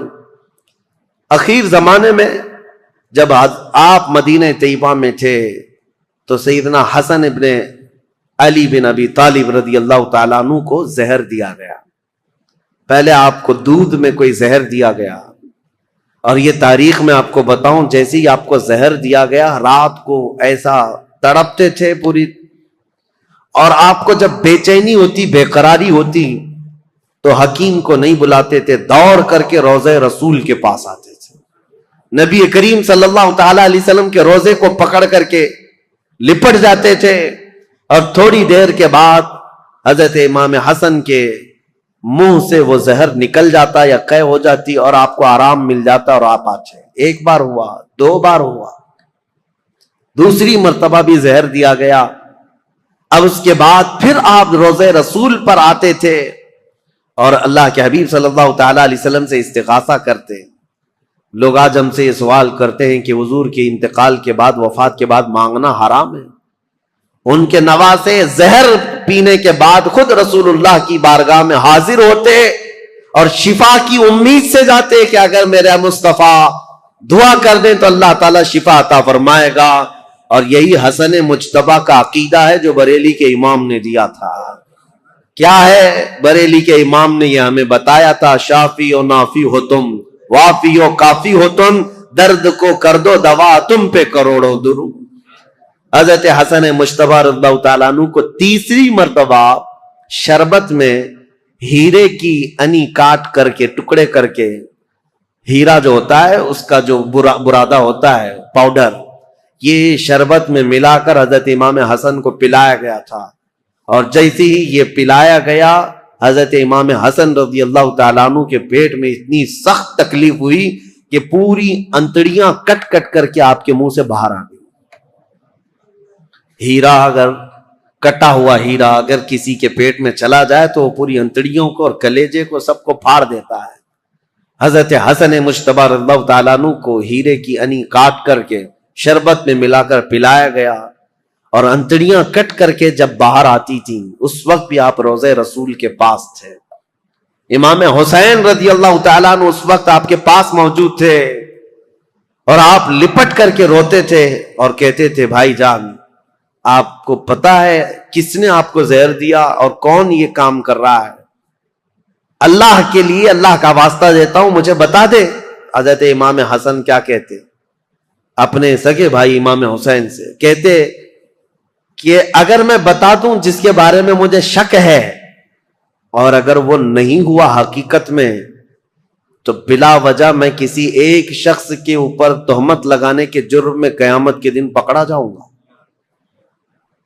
اور اگر وہی شخص ہے جس نے مجھے زہر دیا ہے میرے کہنے کے بعد، اگر وہی شخص ہے تو اس کو تو تم قتل کر ڈالو گے، اور شک میں ایک آدمی کا قتل ہمیشہ سر پر بوجھ رہتا ہے، اس لیے میں یہ معاملہ اللہ کے حوالے کرتا ہوں۔ بہت سارے لوگوں نے، شیعہ لوگوں نے تو روایتیں ہی بیان کی ان کی بیوی نے زہر دیا تھا، بہرحال روایتیں الگ الگ لائی گئی ہیں، لیکن صحیح روایت سے ثابت نہیں۔ امام حسن نے کبھی یہ نہیں کہا کس نے زہر دیا، یہاں تک کہ اپنے بھائی امام حسین رضی اللہ تعالیٰ عنہ کو کئی وصیتیں انہوں نے فرمائی، اور ایک وصیت امام حسن کی یہ تھی، سنیے بڑی دردناک بات ہے۔ اپنے انتقال سے پہلے اپنے بھائی امام حسین سے کہا، میرے چھوٹے بھائی میری ایک خواہش ہے، میرا جب انتقال ہو تو ماں عائشہ صدیقہ کے پاس جائیں اور ان سے اجازت لیں، ان کے حجرے میں جہاں رسول اللہ صلی اللہ تعالی علیہ وسلم دفن ہیں حسن کو بھی جگہ دے دی جائے، میں وہیں دفن ہونا چاہتا ہوں، اور اگر اس مسئلے میں کوئی اختلاف ہو جائے یا کوئی تعرض کرے یا کوئی معاملہ پیش آنے لگ جائے تو پھر تمہارے لیے وصیت ہے کہ میری ماں کے قدموں میں جنت البقیع میں دفن کر دیا جائے۔ امام حسین کو یہ جب وصیت کی، حضرت ابو ہریرہ بھی وہاں تھے، انتقال ہو گیا، آپ کی جنازہ پڑھی گئی، فرمایا گیا کہ اس دن پورے مدینے میں آپ کے جنازے پر اتنی بھیڑ تھی کہ اگر اوپر سے سوئی گرائی جاتی تو زمین پر نہیں گرتی، اتنے لوگوں کا مجمع تھا، پورا مدینہ بھر گیا تھا، بے اختیار لوگوں کی چیخیں نکلی تھی مدینہ طیبہ میں، کیونکہ امام حسن کو مدینہ طیبہ میں بچپن سے لوگوں نے دیکھا تھا۔ اب حضرت امام حسین سیدہ عائشہ صدیقہ کے گھر آئے، ام المومنین اس وقت باحیات تھیں، سیدہ عائشہ صدیقہ رضی اللہ تعالیٰ عنہا سے آ کر کے کہا کہ میرے بھائی کی خواہش تھی کہ رسول اللہ صلی اللہ تعالیٰ علیہ وسلم کے حجرے میں دفن ہو جائیں۔ حضرت عائشہ صدیقہ نے اجازت دے دی، میری طرف سے اجازت ہے، جاؤ۔ رسول اللہ صلی اللہ علیہ وسلم ان سے بے حد پیار کرتے تھے، بہت محبت کرتے تھے، اگر وہ رسول اللہ کے پہلو میں رہیں گے تو یہ ان کا حق ہے۔ امام حسن کے لیے ماں عائشہ صدیقہ نے اجازت دے دی، اور جب امام حسین آئے تو مدینے کا جو گورنر تھا مروان، جس کو گورنری دی گئی تھی، والی مدینہ بنا تھا، حاکم تھا، یہ آیا اور تلوار نکال کر کھڑا ہو گیا، کہا کہ جب یہاں پر عثمان بن عفان نہیں دفن ہوئے تو پھر میں علی کے بیٹے کو بھی یہاں دفن ہونے نہیں دے سکتا۔ تلوار نکل گئے، حضرت امام حسین نے بھی تلوار نکالی تھی اس وقت کہ نہیں، طاقت کے زور پر ہی صحیح میرے بھائی حسن کا یہ حق ہے، وہ رسول اللہ کے قدموں میں دفن ہوں گے۔ لیکن جب یہ جنگ ہونے جیسی نوبت آئی تو حضرت امیر معاویہ، حضرت ابو ہریرہ رضی اللہ تعالیٰ عنہ جو کثرت سے رسول اللہ کی حدیثوں کے راوی ہیں، وہ اس وقت امام حسین کے پاس آئے اور کہا، پہلے تو انہوں نے مروان کو اتنی ڈانٹ لگائی اور کہا تو ظلم کی تلوار اپنے ہاتھ میں پکڑا ہے، تجھے پتا ہے کس کے متعلق یہ بات کی جا رہی ہے؟ رسول اللہ کے نواسے ہیں، جن کے گھر سے پوری دنیا میں شریعت نکلی ہے، جن کے گھر بے اجازت جبرائیل نہیں آتے تھے، تجھے پتا ہے۔ اور اس کے بعد جب وہ سر پھرا شخص مروان جنگ پر آمادہ تھا تو حضرت ابو ہریرہ نے امام حسین کو یہ سمجھایا، کہا کیا آپ کو اپنے بڑے بھائی کی یہ وصیت یاد نہیں؟ امام حسن نے یہ بھی وصیت کی تھی کہ اگر میرے جنازے پر اختلاف ہوا، کسی نے تعرض کیا تو زور زبردستی اور طاقت کا استعمال نہ کرنا، میری ماں کے قدموں میں جنت البقیع میں دفن کرنا۔ امام حسین کو جیسی انہوں نے یہ وصیت یاد دلائی، حضرت امام حسین پیچھے ہٹ گئے، اور پھر امام حسن کا جنازہ مبارکہ جنت البقیع میں لایا گیا، اور سیدہ فاطمۃ الزہرا رضی اللہ تعالیٰ عنہا کے قدموں میں حضرت امام حسن ہمیشہ کے لیے دفن ہو گئے۔ یہ تاریخ رسول کریم صلی اللہ تعالیٰ علیہ وسلم کے ایک شہزادے کی ہے۔ اب دور تھا امیر معاویہ کا، 40 ہجری کے بعد جو دور ہوا ہے، امیر معاویہ یہ ابو سفیان کے بیٹے ہیں۔ ابو سفیان یہ بھی صحابی ہیں، امیر معاویہ کی ماں ہندہ ہے۔ معاملہ ایسا ہے، لیکن ایک بات یاد رکھیں، یہ رسول اللہ کے صحابہ ہیں، کبھی بھی ان کے متعلق بدگمانی نہ پھالنا۔ پہلے کے حالات بہت مختلف رہے ہیں، بہت الگ رہے ہیں۔ یہ ابو سفیان وہی ہیں جو جنگ بدر میں رسول اللہ کے مقابل میں آئے تھے، پورا مکہ لے کر کے، اور جنگ احد میں بھی حضور کے مقابل میں رہے، جنگ خندق میں بھی مقابل میں رہے، کئی جنگوں میں حضور صلی اللہ تعالیٰ علیہ وسلم کے آمنے سامنے آئے۔ اس وقت امیر معاویہ بھی ان کے ساتھ ہی رہے، لیکن یہ پورا گھرانہ امیر معاویہ سے لے کر ابو سفیان اور ہندہ سارے لوگ جس دن مکہ فتح ہوا 7 ہجری، اس دن رسول اللہ صلی اللہ علیہ وسلم کے دامن سے وابستہ ہوئے، ایمان لائے۔ اس سے پہلے ایمان لائے ہوئے نہیں تھے، لیکن حضور کا یہ فرمان ہمیشہ یاد رکھنا، میرے آقا نے منبر پر کھڑے ہو کر کے اعلان فرمایا ہے، جو اسلام لاتا ہے، اسلام لانا اس سے پہلے کے سارے کاموں کو ختم کر دیتا ہے۔ کفر کیا، شرک کیا، گناہ کیا، جو کچھ بھی کیا تھا، لیکن اسلام لانے کے بعد پہلی والی چیزوں کا مواخذہ نہیں کیا جائے گا۔ اسلام ساری چیزوں کو مٹا دیتا ہے جو اسلام لاتا ہے، یہ فرمان ہمیشہ یاد رکھیں۔ تو صحابہ کو ان کے پرانے واقعات یاد دلا کر کے کبھی تان و تشنی کا نشانہ نہیں بنانا۔ بہت سارے ایسے چور آج آئے ہوئے ہیں سوشل میڈیا پہ، یہ خود ذلیل لوگ ہیں، جو ان صحابہ کی بات آتی ہے تو یہ کہتے ہیں کہ یہ لوگ تو دشمنان اسلام میں تھے، ڈر کر کے اسلام لائے تھے۔ مکہ جب فتح ہوا تو ان کے پاس کوئی چارہ ہی نہیں تھا، اس لیے اسلام لائے۔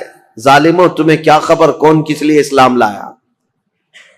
ایک بات میں آپ کو بتاؤں، حضرت اسامہ بن زید رسول اللہ صلی اللہ علیہ وسلم کے بہت چہیتے صحابی ہیں۔ حضرت زید بن حارثہ کے بیٹے اسامہ بن زید، یہ اکثر رسول اللہ کے گھر میں بے تکلف آیا جایا کرتے تھے۔ ایک جنگ میں رسول اللہ نے انہیں بھیجا تھا، کفار و مشرکین سے مقابلہ کرتے کرتے پہاڑیوں سے کچھ لوگ اتر رہے تھے، حضرت اسامہ کے ہاتھ ایک آدمی آ گیا اور حضرت اسامہ نے اس پر تلوار تان لی۔ سامنے والے نے پڑھا لا الہ الا اللہ محمد رسول اللہ، اس کے باوجود اسامہ بن زید نے اس کو قتل کر دیا۔ کہا ابھی میرے ہاتھ میں آیا ہے اور کلمہ پڑھ رہا ہے، تلوار اٹھایا ہوں، یہ دیکھ کر کلمہ پڑھ رہا ہے۔ لیکن جو صحابہ تھے ان کو یہ بات بری لگی، حضور صلی اللہ تعالی علیہ وسلم کے پاس آئے اور اس مسئلے کو رکھا۔ کہا یا رسول اللہ صلی اللہ علیہ وسلم، آپ کا فرمان تو ہے کہ جب کوئی کلمہ طیبہ پڑھتا ہو تو اس کے خلاف تلوار نہیں اٹھا سکتے، لیکن اسامہ بن زید نے آج ایک ایسے شخص کو قتل کر دیا جو کلمہ پڑھ رہا تھا سامنے۔ اسامہ بن زید کو حضور نے بلایا، یہ صحیح حدیث پاک ہے، مسلم شریف میں بھی ہے۔ نبی کریم صلی اللہ تعالی علیہ وسلم نے پوچھا ہے اسامہ کیا تم نے ایسا کیا ہے؟ اسامہ بن زید نے کہا یا رسول اللہ وہ تو ڈر کے مارے کلمہ پڑھ رہا تھا، میں نے جب تلوار اٹھائی تب وہ کلمہ پڑھ رہا تھا۔ حضور اتنے جلال میں آئے اور کھڑے ہو گئے اور کہا اے اسامہ، کیا تو نے اس کا دل چیر کر کے دیکھا تھا کہ وہ ڈر کر کے پڑھ رہا تھا کہ اللہ کے لیے پڑھ رہا تھا؟ زندگی بھر حضرت اسامہ بن زید کو اس بات کی شرمندگی تھی، قلق تھا، ملال تھا۔ یاد رکھو میرے عزیزو، جب اتنی بات کے لیے رسول کریم صلی اللہ تعالی علیہ وسلم نے ڈانٹ لگائی تھی تو پھر آپ یہ جو سوشل میڈیا میں بھونکتے ہیں کہ امیر معاویہ، ابو سفیان، ہندا، یہ سب تو ڈر کر کے اسلام لائے تھے، فتح مکہ کے دن ان کے پاس کوئی چارہ نہیں تھا، تو کس کے بارے میں بتاؤ گے؟ اگر پرانے واقعات نکالو گے تو ابو جہل کے بیٹے اکرمہ رضی اللہ تعالیٰ عنہ یہ بھی ایمان لائے، صحابی ہیں، باپ ابو جہل ہے۔ اور اگر اسی طرح پرانے معاملات لاؤ گے تو خالد بن ولید کے بارے میں کیا کہو گے، جنہوں نے مسلمانوں کی جیتی ہوئی جنگ کا پانسا پلٹ دیا تھا احد کے میدان میں۔ جنگ احد جو ہو رہی تھی اس میں مسلمان غالب آ گئے تھے، کفار و مشرکین کے دانت کھٹے کر کے ان کو بھگا دیا تھا، لیکن خالد بن ولید نے 200 لشکریوں کو پیچھے سے لا کر کے ایسا حملہ کیا تھا صحابہ پر جب یہ ایمان لائے ہوئے نہیں تھے، اور ایسا حملہ کیا تھا کہ 70 مسلمان شہید ہوئے ہیں جنگ احد میں۔ وہ خالد بن ولید نے پوری جنگ کا پانسا پلٹ دیا تھا، تو کیا آپ بلیم ان پر کرو گے؟ ان کی وجہ سے امیر حمزہ شہید ہوئے تھے، ان کی وجہ سے مصعب بن عمیر شہید ہوئے تھے، ان کی وجہ سے عبداللہ بن جہش شہید ہوئے تھے، حضرت حنظلہ، یہ سب صحابہ جو شہید ہوئے جنگ احد میں۔ نہیں میرے عزیزوں، جو کچھ بھی ہوا ہے یہ حالات کے تقاضوں کے ساتھ بڑھتا گیا، لیکن جب کبھی کسی نے ایمان قبول کر لیا، جو کوئی اسلام سے وابستہ ہو گیا، اس کے پرانے حالات نہیں یاد دلائے جاتے، بلکہ ان کے لیے اتنا ہی کافی ہے کہ وہ ایمان کی حالت میں میرے رسول اللہ کا دیدار کر لیا ہے۔ یہ مقام قیامت تک اب کسی کو ملنے والا نہیں ہے۔ حضرت ابو سفیان رضی اللہ تعالیٰ عنہ، یہ اگرچہ جنگوں میں حضور کے خلاف آتے رہے، لیکن فتح مکہ کے بعد جب اسلام لائے تو دل کے ساتھ، عقیدت کے ساتھ اور یقین کے ساتھ ایمان لائے ہوئے صحابہ میں سے۔ اور ان کے بیٹے حضرت امیر معاویہ۔ اب امیر معاویہ کی پیدائش کا معاملہ میں بتاتا ہوں۔ ان کی ماں ہندا، یہ بھی صحابیاں ہیں، لیکن یہ وہی ہندا ہیں جنہوں نے احد کے میدان میں حضرت امیر حمزہ کا کلیجہ چبایا تھا۔ دیکھیے حالات کو اگر آپ بتائیں گے تو معاملات بہت سارے ہوئے ہیں، کیونکہ اس وقت جنگیں چل رہی تھیں، اور امیر حمزہ کا کلیجہ انہوں نے اس لیے چبایا تھا کہ ہندا کے باپ کا امیر حمزہ نے بدر میں مارا تھا، ہندا کے بھائی کو قتل کیا تھا۔ تو جس کے گھر میں یہ سب معاملات چل رہے ہوں، جنگوں کا تقاضا تھا اس وقت، لیکن بعد میں وہ ایمان لائیں اور صحابیت کا شرف بھی حاصل کیا۔ جو عورتوں میں صحابیات ہیں ان میں حضرت ہندا کا بھی مقام ہے۔ بات یہ تھی کہ ہندا کے باپ ربیعہ، یہ ہندا کی شادی فاقیہ نام کے ایک شخص سے کی تھی۔ فاقیہ بڑا امیر آدمی تھا، مکہ کا رہنے والا، اور وہ ایک مرتبہ اپنے بیوی ہندا کے ساتھ بیٹھا ہوا تھا، اور اس وقت جتنے شاعر آتے تھے دور دراز سے وہ فاقیہ کے پاس آتے، وہ سب کو پیسے بہت لٹاتا تھا. تو تھوڑی دیر کے لیے وہ کسی کام سے نکل کر باہر گیا، ہندا اکیلی بیٹھی تھی جھوپڑی میں. تو ایک کوئی اجنبی شاعر آیا، اور جیسے ہی وہ خیمے کے پاس آیا، اندر دیکھا عورت اکیلی ہے، تو دروازہ پردہ گرا کر وہ واپس چلا گیا کہ ہندا اکیلی ہے، شوہر نہیں ہے، فاقیہ موجود نہیں. اسی اسنا میں وہ شاعر جا رہا تھا، فاقیہ اندر آ رہا تھا. فاقیہ نے آتے ہی پوچھنا شروع کر دیا، اس مرد سے تیرا کیا تعلق ہے؟ اس اجنبی آدمی نے تیرے ساتھ اکیلے میں کیوں ملاقات کی؟ وہ اتنا شکی مزاج تھا کہ اس نے ہندا کا جینا تنگ کر دیا، بہت سخت شست کیا، اور اس کے بعد ہندا روتی ہوئی اپنے باپ کے پاس آ گئی. تو جو ہندا کا باپ ہے ربیہ، اس نے کہا کہ سچ سچ بتا ہوا کیا تھا؟ تو ہندا نے کہا جو جو اس وقت ان کے خداؤں کی قسمیں وہ کھاتی تھی سب کھائی. کہا کہ میرا دامن پاک ہے، میں نہ اس آدمی کو جانتی ہوں نہ پہچانتی ہوں، مجھے تو یہ پتا بھی نہیں کوئی آیا تھا، یہ تو میرے شوہر نے بتایا کہ کوئی آ کر کے بھی گیا ہے یہاں پر. ہندا نے یہ سب باتیں کی. اب معاملہ یہاں تک پہنچا کہ ہندا کے باپ نے یہ کہا کہ اس مسئلے کو ہم، ایک مشہور کاہن تھا، عیسائی کاہن جو ہوتے ہیں جوتش جس طرح کے، ان کے پاس جا کر کے اس مسئلے کو رکھیں گے. یمن کا رہنے والا ایک جوتش ہے جو باتیں بھوشمانی کرتا ہے، اس کے سامنے یہ مسئلے کو رکھیں گے اور جو حقیقت ہوگی وہ کھل کر کے آئے گی. ہندا نے کہا ٹھیک ہے چلتے ہیں. فاقیہ سے کہا گیا تو وہ بھی چلنے کو تیار تھا. وہ اپنے ساتھ خاندان کو لے لیا، فاقیہ کو، اور ہندا کی سہیلیاں اور اس کا باپ، یہ سارے لوگ نکل پڑے یمن. اور جیسے یمن پہنچے تو ہندا کے جسم میں پیلا پنانے لگ گیا اور وہ ڈر کے مارے کانپنے لگ گئی. ہندا، باپ نے کہا تو چور ہوگی پھر، یا تو ڈر رہی ہے. جیسے ہی ہم کاہن کے پاس آئے تو ڈرنے لگ گئی. کہا میں ڈر نہیں رہی ہوں اس بات سے کہ میں گناہگار ہوں، میں ڈر رہی ہوں اس بات سے کہ یہ اٹکل پچو مارنے والے جوتش لوگ، اگر اس کا بتایا ہوا کبھی غلط نکل گیا، میں تو ویسے گنہگار نہیں ہوں لیکن اس کا کہا ہوا سچ ہے، یہ کیسے 100% یقین ہوگا؟ اگر اس نے غلطی سے کہہ دیا کہ میں نے کوئی غلط کیا ہے تو پورے عرب میں میری بدنامی ہوگی اور ہمیشہ کے لیے میرا نام زانیوں میں شمار ہو جائے گا، اس لیے میں ڈر رہی ہوں. یعنی مکہ کے جاہل لوگ تھے، مکہ کے بت پرست تھے، جیسے بھی تھے، لیکن ان کو اس بات کا بھی یقین تھا کہ جوتش لوگ اٹکل پچو مارتے ہیں. وہ بتوں کی پوجا کرنے والے بھی جانتے تھے کہ یہ پورا پکا نہیں بولتے. مجھے حیرت ہوتی ہے جاہل مسلمان کیسے طوطے والے بابا کے پاس جا کے بیٹھتے ہیں. طوطا نکال رہا ہے اور اس کا بھوش بتا رہا ہے اور خود کا پتہ نہیں ہے، برج پر بیٹھا ہوا ہے، سڑک پر بیٹھا ہوا ہے اور پالا ہوا ایک طوطا چٹیاں نکال کر. بڑے شوق سے لوگ اپنا مستقبل، اپنا فیوچر پوچھ رہے ہوتے ہیں. اور حیرت کی بات ہے طوطا بھی بتا رہا ہے اور کچھ لوگ اپنا ہاتھ لے جا کر کے بتا رہے ہیں، لکیر دیکھو اور بتاؤ ہمارا فیوچر کیسا ہے. لکیریں دیکھ کر کے بتانے والے. میرے عزیزو، اللہ تبارک و تعالیٰ نے تمہارے سامنے پورا قرآن رکھا ہے، دین اسلام کی مضبوطیاں ہیں. میرے آقا نے فرمایا جو کسی کاہن کے پاس اپنا ہاتھ لے کر گیا، حضور نے فرمایا فقد کفر بما انزل محمد، اس نے محمد کا انکار کر دیا. جو کچھ رسول اللہ پر اترا ہے اس کا اس نے انکار کر دیا.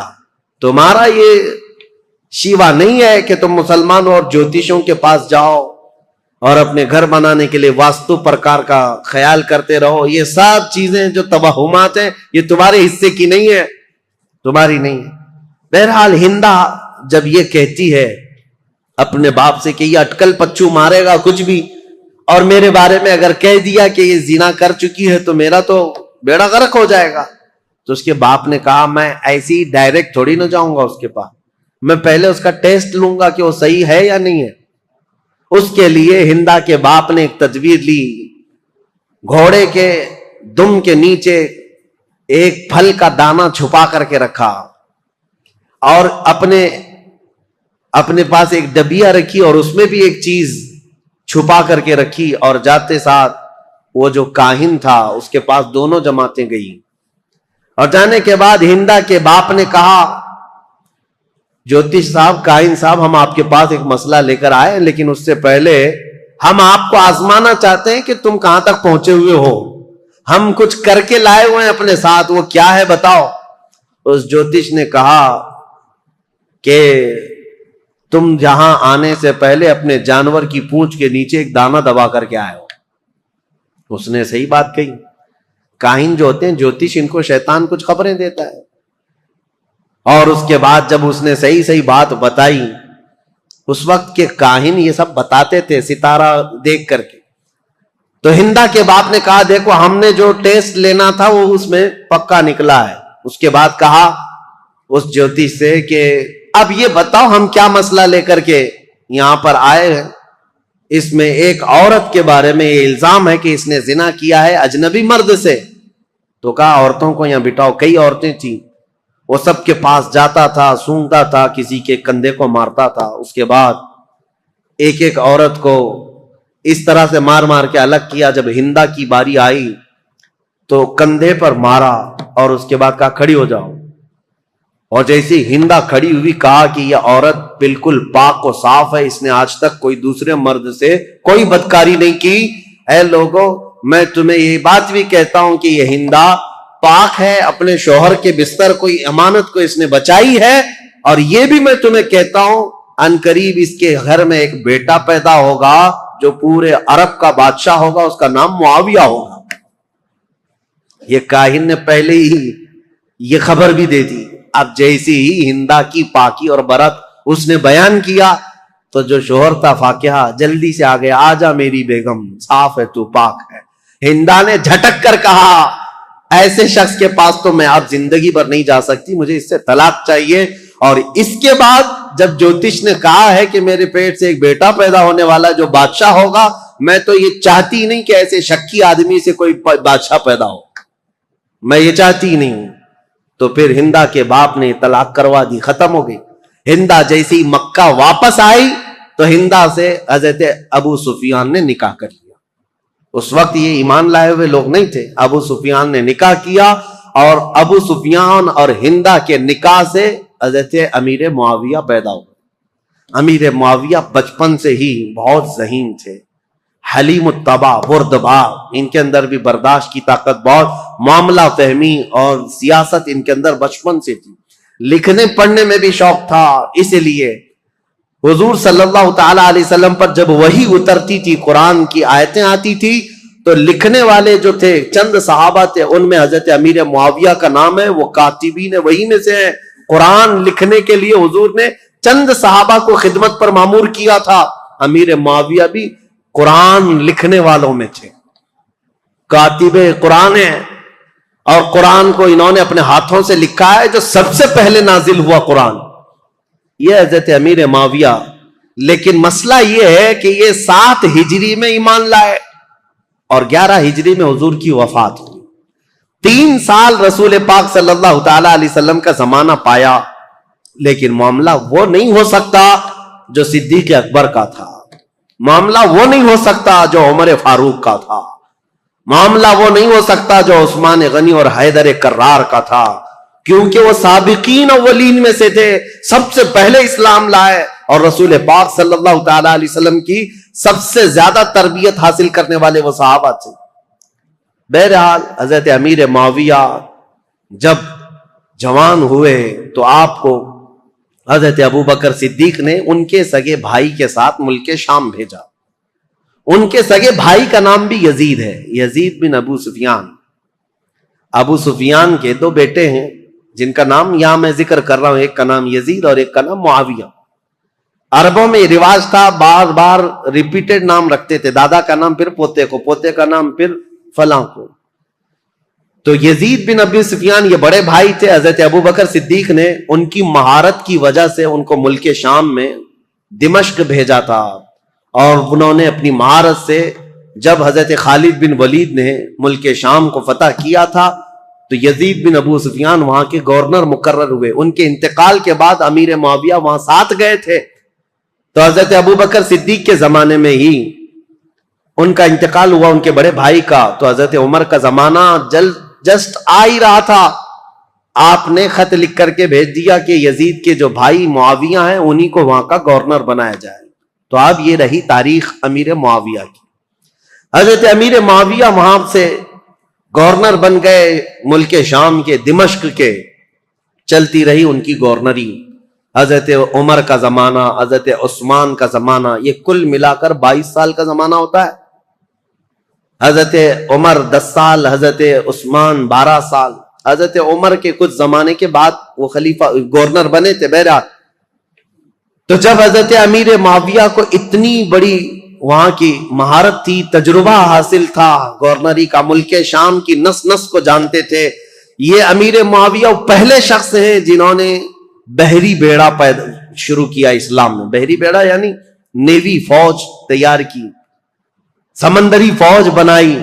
اور قبرص کو، جیسے کہ میں نے بتایا حضرت عثمان کے زمانے میں امیر معاویہ کی سپہ سالاری میں سائپرس، ترکی کا جو علاقہ ہے وہ فتح ہوا، اور وہ 500 جہازیں حضرت امیر معاویہ نے سمندر میں اتاری تھی. اور پھر مصر میں ایک کارخانہ بنایا جہاں جہاز بنائے جاتے تھے. آپ کی عقل بہت زیادہ تیز، معاملہ فہمی بہت زیادہ تھی. کئی نئی چیزوں کو آپ نے ایجاد کیا حضرت امیر معاویہ نے.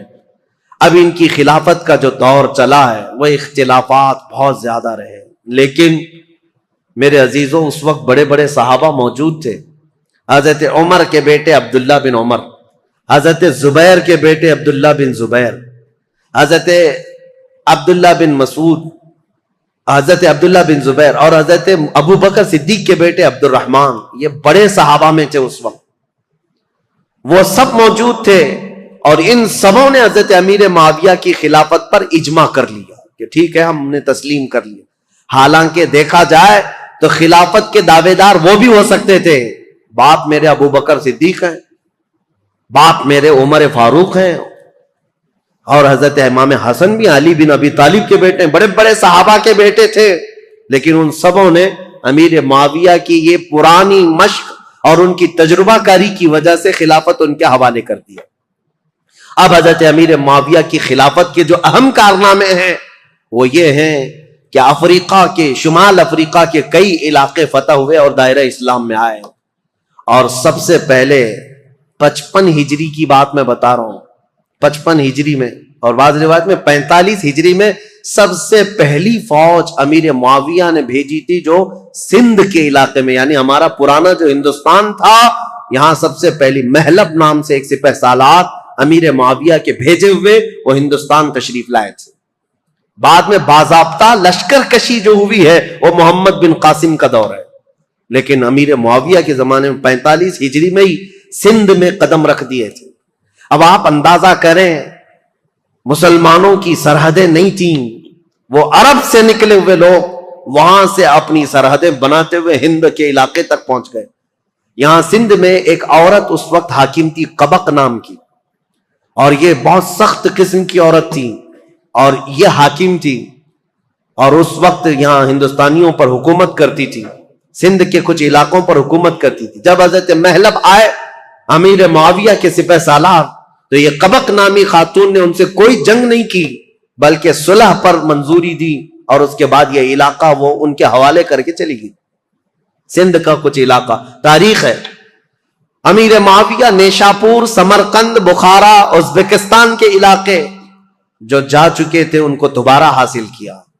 ملک شام کے کئی علاقوں میں جو بغاوت پھیلی تھی اس بغاوت کو ٹھنڈا کیا، پھر ان علاقوں میں مضبوطی قائم کی.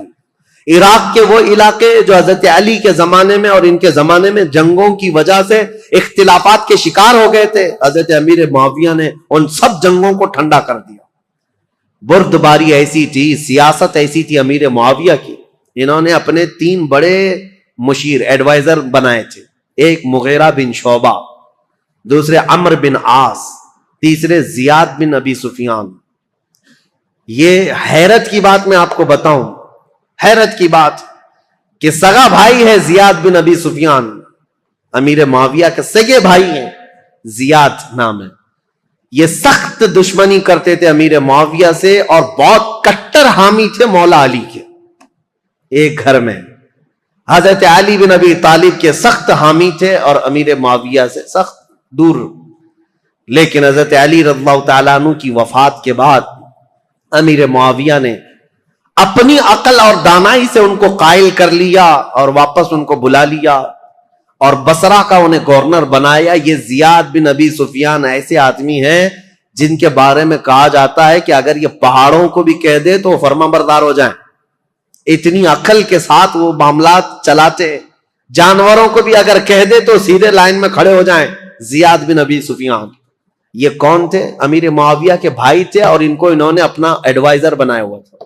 اور عمرو بن عاص جنہوں نے پورا مصر فتح کیا، صحابی رسول ہیں، عمر میں بہت بڑے ہیں، لیکن مشورہ لینے کے لیے عرب کہتے تھے عمرو بن عاص کے پاس جاؤ. تو امیر معاویہ نے ان کو بنایا تھا. ظاہر سی بات ہے آپ نے دیکھا وہ جنگ صفین میں کیا کیا. حضرت عمرو بن عاص نے بعد میں اعلان نہیں کر دیا تھا کہ میں اپنے فریق کو معزول نہیں کرتا. عمرو بن عاص امیر معاویہ کے مشیر خاص تھے. تیسرے تھے مغیرہ بن شعبہ، یہ بھی صحابی رسول ہیں، لیکن ایسے زیرک تھے یہ بھی. پورے کوفہ کو کنٹرول کرنے میں اور پورے عراق کو کنٹرول کرنے میں ان کا بڑا ہاتھ تھا. مغیرہ بن شعبہ، یہ تین ایڈوائزر ایسے تھے جو امیر معاویہ کے شانہ بشانہ رہتے تھے. ان تینوں مشیروں سے یہ اپنی پوری حکومت کے سرحدیں کہاں تک پھیلا چکے تھے. بیٹھے تھے دمشق میں اور حکومت کی سرحد ان کی ہندوستان تک تھی.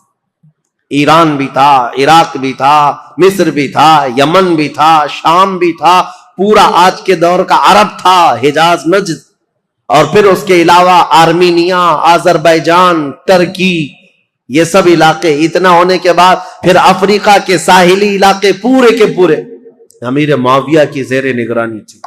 یہ اتنا بڑا خطہ ہے، میں آپ کو کہوں تو یہ بے جا نہ ہوگا کہ خلافت راشدہ کے ختم ہونے کے بعد امیر معاویہ وہ تنہا خلیفہ یا حاکم ہیں جنہوں نے ایک وقت میں 3 بر اعظموں پر اپنی حکومت جاری کی. 3 انٹر کانٹیننٹل، افریقہ، یورپ اور پھر ایشیا کا تو تھا ہی حصہ. ان سب علاقوں میں اسلام کی سرحدیں پھیلائی. اب حضرت امیر معاویہ رضی اللہ تعالیٰ عنہ کے جو اہم کارنامے تھے، اسلام کی وسعت ہوتی رہی، لیکن جو جنگوں کو انہوں نے ٹھنڈا کیا وہ ایسے ٹھنڈا کیا تھا. کہتے ہیں کہ کوفہ شہر میں مغیرہ بن شعبہ حاکم تھے. ایسا حال تھا کہ اگر راستے میں کسی کا ایک سکہ گر جائے تو کوئی دوسرا آدمی اٹھاتا نہیں تھا جب تک وہ سکے کا آدمی خود نہیں آ جاتا تھا. کوئی دوسرا آدمی چھوتا تک نہیں تھا. اور عورتیں اپنے گھر کا دروازہ بند کیے بغیر رات کو سوتی تھیں. کسی کو ڈر نہیں تھا کہ کوئی گھر میں آ جائے. یہ نظام اتنا ٹائٹ بنا کر کے رکھا تھا. امیر معاویہ کا ڈر تھا لوگوں کے اندر. خلافت کو اپنی طاقت سے، اپنی زور سے انہوں نے ہانک کر کے، یہاں تک کہ جو بربر قوم کے لوگ تھے افریقہ کے جنگلات میں رہنے والے، وہ ایسی وحشی قوم تھی کہ وہ تھوڑا سا اگر ان کے سامنے سے کوئی ہٹ گیا تو پھر وہ خبط سوار ہو جاتا تھا اور جنگلی جانوروں کی طرح جھپٹ پڑتے تھے. ایسی قوم کے لیے امیر معاویہ نے ایک پوری فوجی چھاونی ان کے ہاں قائم کر دی، جس کا سپہ سالار عقبہ بن نافع کو بنایا. وہ ہمیشہ ان کے اوپر سوار رہتے تھے بربر قوم پر، اور وہ ہمیشہ ان کی فرما بردار رہتی تھی.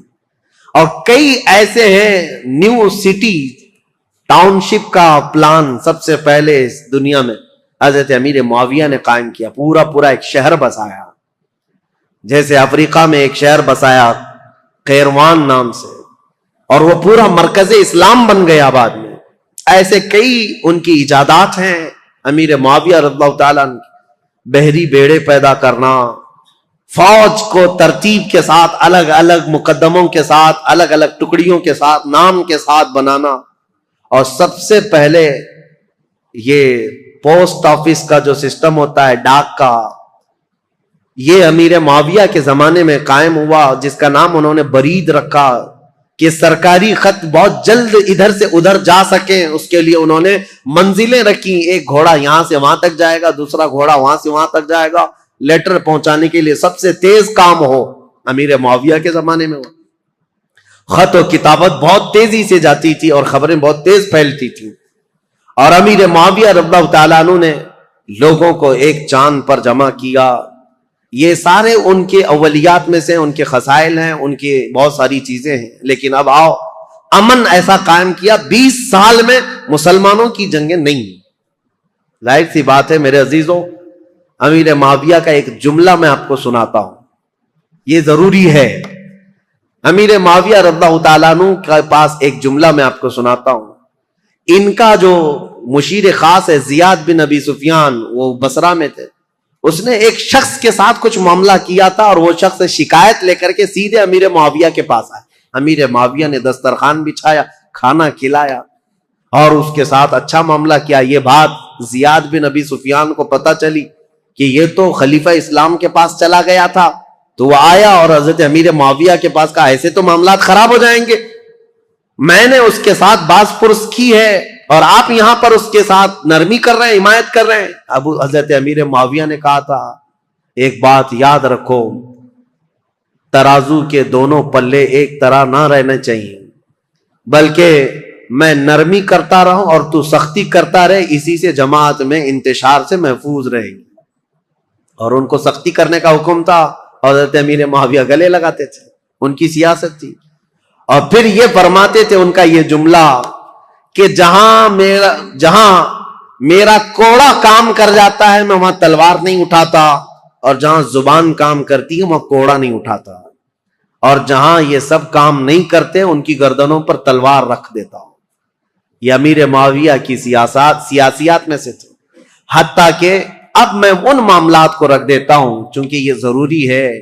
جو افواہ پھیلانے والے، دیکھیں میں اتنی دیر تک تقریر کیا اور حضرت امیر معاویہ پر اتنی دیر بولنا، یہ بہت احتیاط کے ساتھ بولنے کی ضرورت ہوتی ہے، کیونکہ جنگوں کا دور، اختلافات کا دور. ہاں ہوئے ہیں معاملات، جو نااہل تھے وہ حضرت علی کو گالیاں دیتے تھے ممبر پر بیٹھ کر کے، سب وہ شتم کرتے تھے. خود میں نے بتایا مروان بن حکم جو مدینے کا گورنر تھا، وہ حضرت علی کی شان میں برا بھلا کہتا تھا. اور ایسا نہیں ہے کہ یہ لوگ سب وہ شتم کرتے تھے، گالیاں دیتے تھے، ایسا نہیں. کوفہ والے جو لوگ تھے وہ امیر معاویہ کو گالیاں دیتے تھے. یہ سب تو چلتا رہا. ایک صحابی حجر بن عدی جو حضرت علی کے کٹر حامی تھے، ان کا قتل ہو گیا اسی بات پر. وہ حضرت امیر معاویہ کو اور مغیرہ بن شعبہ کو بہت سخت جملے کہتے تھے کہ تم لوگ نااہل لوگ خلافت میں آ گئے، رسول اللہ کے گھر والوں کی یہ خلافت ہے. اس بات پر حضرت امیر معاویہ ان کو نذرانے بھیجتے تھے، ان کو تحفے دیتے تھے. مغیرہ بن شعبہ بھی ان کے وظیفے بڑھا دیتے تھے، حالانکہ ان کے سخت جملے سنتے تھے حجر بن عدی کے. لیکن جو نااہل، بعد میں ایک بار مغیرہ بن شعبہ کوفہ سے باہر گئے تھے اور کسی دوسرے شخص کو گورنر بنا کر گئے تھے، اور حجر بن عدی جو صحابی، یہ حجر بن عدی کون ہے بتاؤں میں آپ کو؟ حجر بن عدی انٹرنیٹ پر سرچ کر کے دیکھ لینا. یہ حجر بن عدی وہ صحابی ہیں کہ ابھی 2011-12 میں ملک شام میں جب یہ ریولوشن کی جنگ شروع ہوئی، ابھی تک جنگ چل رہی نا، وہاں پر بمباریاں ہوئیں تو حجر بن عدی کی قبر پر بم گرا اور پورا ٹوٹ گیا، اور حجر بن عدی کی قبر کھل گئی تو حضرت حجر بن عدی کا جسم مبارک صاف اسی طرح سے نکالا گیا. صحابی رسول کا جسم پاک، ان کی تصویر بھی پھیلی ہوئی ہے انٹرنیٹ پر. ملک شام میں حجر بن عدی یہ مولا علی کرم اللہ وجہہ الکریم کے کٹر حامی لوگوں میں سے ہیں. 1400 سال کے بعد میرے عزیزوں جسم اقدس صاف اسی طرح سے نکالا گیا ہے، آپ دیکھ سکتے ہیں اسی طرح سے نکالا گیا، اور دوسری جگہ بحفاظت دفن کیا گیا ہے. اے ظالموں، اپنی آنکھوں سے دیکھو اور کن کن چیزوں کا انکار کرو گے. میرے مصطفیٰ کے قدموں میں رہنے والے غلام کا جسم 14 صدیوں تک محفوظ ہے، تو اس رسول کائنات کے جسم کا عالم کیا ہوگا؟ تو زندہ ہے واللہ، تو زندہ ہے واللہ، میری چشم عالم سے چھپ جانے والے. میرے آقا صلی اللہ تعالی علیہ وسلم کی حیات برزخی کی بات ہی الگ ہے. بہرحال یہ حجر بن عدی وہ صحابی ہیں. مغیرہ بن شعبہ ان سے سخت جملے سنتے تھے، ان کو نذرانے دیتے تھے. امیر معاویہ کے بارے میں بھی اگر کچھ کہتے ان کو وظیفہ دے دیتے تھے، کچھ نہیں کہتے تھے. مغیرہ بن شعبہ یہ حضرت امیر معاویہ کے ایڈوائزر ہیں، لیکن حجر بن عدی کے ساتھ کوئی غلط معاملہ نہیں کرتے تھے. حضرت مغیرہ بن شعبہ کوفہ سے باہر کہیں گئے تھے اپنے کسی کو گورنر بنا کر، یہ نئے لوگ ہیں، حجر بن عدی اپنی عادت کے مطابق مسجد میں آئے اور یہ نیا جو ہے وہ خطبہ دے رہا تھا، وہ اپنی عادت کے مطابق باتیں کر رہا۔ حجر بن عدی کھڑے ہو گئے اور کہا تم سب کذاب ہو، سب سے بڑے جھوٹے لوگ ہو، حقدار تو علی بن ابی طالب تھے اور جس دن وہ گئے ہیں سورج ڈوب چکا ہے۔ حضرت علی کی فضیلت بیان کرنے لگے۔ یہ جو والی بنا تھا کوفہ کا وہ کھڑا ہوا اور سیدھے آ کر حضرت حجر بن عدی کو قتل کر دیا، صحابی رسول۔ تو یہ معاملات تو ہوتے رہے، ادھر بھی قتل ہوئے ادھر بھی قتل ہوئے، لیکن حضرت امیر معاویہ کا جو دور آیا انہوں نے زمام خلافت کو ایسا مضبوطی سے تھاما کہ پوری ہر جگہ امن قائم کر دیا۔ اتنا تو ہے کہ مکہ میں، مدینہ میں، کوفہ میں، بصرہ میں ہر جگہ امن قائم کر دیا۔ لیکن وہ اخیر زمانہ ان کا، ظاہر سی بات ہے ان کی عمر جب 80 سال کے قریب تھی، 80 سال کے قریب ان کی عمر ہوئی، اب ان کے حالات جو سخت تاریخ کے لیے بدلاؤ کے ہیں وہ ایک ہی ہے۔ پھر بھی میں ادب کے دائرے میں عرض کرتا ہوں، حضرت امیر معاویہ کو بعض لوگوں نے آ کر مشورہ دیا کہ آپ کا دور ختم ہونے والا ہے، اب حالات ویسے نہیں ہونے چاہیے جب حضرت عمر کے انتقال کے بعد ہوئے، حضرت عثمان کے قتل کے بعد ہوئے۔ خلافت کے لیے لوگوں میں الگ الگ معاملات نہ ہو جائیں، اختلاف نہ ہو جائے، اس لیے آپ اپنی زندگی میں ہی کسی کو اعلان کر دیجئے میرے بعد یہ خلیفہ ہے۔ مسلمانوں کو ویسے بھی خلیفہ کی بات ماننا ضروری ہے، آپ کی بات سب لوگ مان لیں گے۔ امیر معاویہ رضی اللہ تعالیٰ عنہ کو جب یہ لوگوں نے آ کر کہا تو حضرت امیر معاویہ نے پوچھا کہ اچھا ٹھیک ہے، یہ ان کی بیماری کا وقت تھا، کہا بتاؤ میں کس کا اعلان کروں۔ چاپلوس لوگ تھے، چاپلوسی کرتے ہوئے کہا کہ آپ کے گھر میں یہ خلافت زیب جیتی ہے، آپ کا بیٹا یزید ہے، اس کو آپ خلیفہ کا اعلان کر دیجئے۔ یہاں سے اب تاریخ بدل جاتی ہے، اسلامی تاریخ یہاں آ کر کے بہت سخت ہو گئی ہے۔ امیر معاویہ نے پہلے تو انکار کر دیا، کہا نہیں، کیونکہ یزید کے شب و روز اور اس کے دن بھر کی جو مشغولیات ہیں وہ سب کو پتا تھے۔ نا اہل آدمی، دن بھر کبوتر بازی کرتا تھا اور کبھی چھپ چھپا کر کے بندروں کو کھیل میں لگاتا تھا اور خوش ہو کر کے ہنستا تھا۔ اس کے الگ الگ معاملات تھے، اس کے شراب پینے کی بھی باتیں ہیں، لیکن امیر معاویہ سے چھپ کر کرتا رہا یا ان کے دور میں کم کرتا رہا۔ حضرت امیر معاویہ نے منع کر دیا، لیکن پھر کچھ بڑے بڑے لوگ بھی آئے، کہا کہ یہ بات صحیح ہے کہ مسلمانوں میں ایک بہت بڑی جنگ ہوگی اب خلیفہ کے انتخاب کے لیے، کیونکہ حضرت امام حسن سے جو صلح ہوئی تھی وہ تو اس بات پر ہوئی تھی نا، امیر معاویہ کے بعد خلافت امام حسن کو جائے گی، لیکن امام حسن تو شہید ہو گئے، اب کون ہے؟ تو بہت سارے لوگ اس وقت جو موجود تھے انہوں نے اس بات کا ویرودھ بھی کیا، انکار بھی کیا، کیونکہ ابھی 3 بڑے صحابہ موجود تھے، سیدنا ابو بکر صدیق کے بیٹے عبد الرحمن، حضرت عمر کے بیٹے عبداللہ بن عمر، اور حضرت علی کے بیٹے امام حسین، یہ بڑے بڑے صحابہ، اور حضرت زبیر کے بیٹے عبداللہ بن زبیر یہ بھی موجود تھے۔ تو ایک صحابی آئے حضرت امیر معاویہ کے پاس، احنف بن قیس، انہوں نے کہا کیا یہ اچھا ہوگا کہ آپ اعلان کر دیں عبداللہ بن عمر کے نام پر، ان سے افضل کوئی نہیں ہے، کیونکہ وہ بڑے صحابی ہیں، رسول اللہ کا زمانہ پائے ہوئے۔ امیر معاویہ رضی اللہ تعالیٰ عنہ کے سامنے یہ سب معاملات تھے۔ انہوں نے پھر مغیرہ بن شعبہ کو بلایا جو کوفہ کے گورنر تھے، زیاد بن ابی سفیان کو بلایا، پھر پوچھا تو انہوں نے کہا کہ جیسا آپ کہنا چاہتے ہیں ہم کرنے کو تیار ہیں، ہم لوگوں کو سنبھال لیں گے جیسے 20 سال سے سنبھال رہے ہیں۔ تو امیر معاویہ نے خط لکھ دیا سب کے نام پر کہ میری زندگی آخر دور کو پہنچ چکی ہے، اے مسلمانوں میں اپنی زندگی میں اعلان کرتا ہوں میرے بعد میرا بیٹا یزید بن معاویہ تخت خلافت کا جانشین ہے۔ مغیرہ بن شعبہ لے کر کے گئے، انہوں نے تو نافذ کر دیا، زیاد بن ابی سفیان جو تھے انہوں نے بھی نافذ کر دیا۔ اب مدینے کا مسئلہ تھا، مدینے میں مروان تھا، مروان کو لکھ کر کے بھیجا گیا، لیکن اس میں نام نہیں لکھا گیا۔ پہلے خط میں یہ لکھا گیا کہ امیر معاویہ یہ چاہتے ہیں مسلمانوں میں جنگ نہ ہو، اس لیے اپنی زندگی میں کسی کے خلیفہ ہونے کا اعلان کرنا چاہتے ہیں۔ مروان نے سارے بڑے صحابہ کو بھی بلایا جو موجود تھے، سب سے یہ مشورہ لیا کہ خلیفہ وقت امیر معاویہ کا یہ کہنا ان کی رائے ہے، سبوں نے کہا اچھا ہی ہوگا، پھر ایک نئے خلیفہ کو چننے کے لیے لڑائیاں ہوں گی.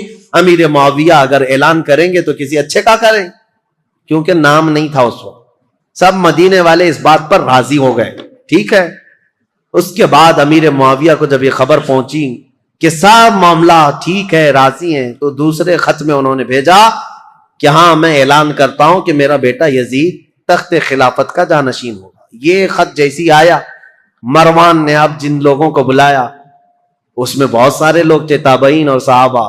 اس نے کہا امیر معاویہ نے اپنے بیٹے کے خلافت کا اعلان کیا ہے. سب سے پہلے اب مروان نے جو بات کہی یہ کہی تھی, رسول اللہ صلی اللہ تعالی علیہ وسلم کی سنت پر اور ابو بکر اور عمر رضی اللہ تعالیٰ عنہ کی سنت پر امیر معاویہ اپنے بیٹے کو خلیفہ کا اعلان کر رہے ہیں. تو حضرت عبد الرحمن کھڑے ہو گئے, عبد الرحمن بن ابو بکر, کہا جھوٹ بول رہے ہو, یہ کہو رسول اللہ کی سنت اور ابو بکر و عمر کی سنت نہیں.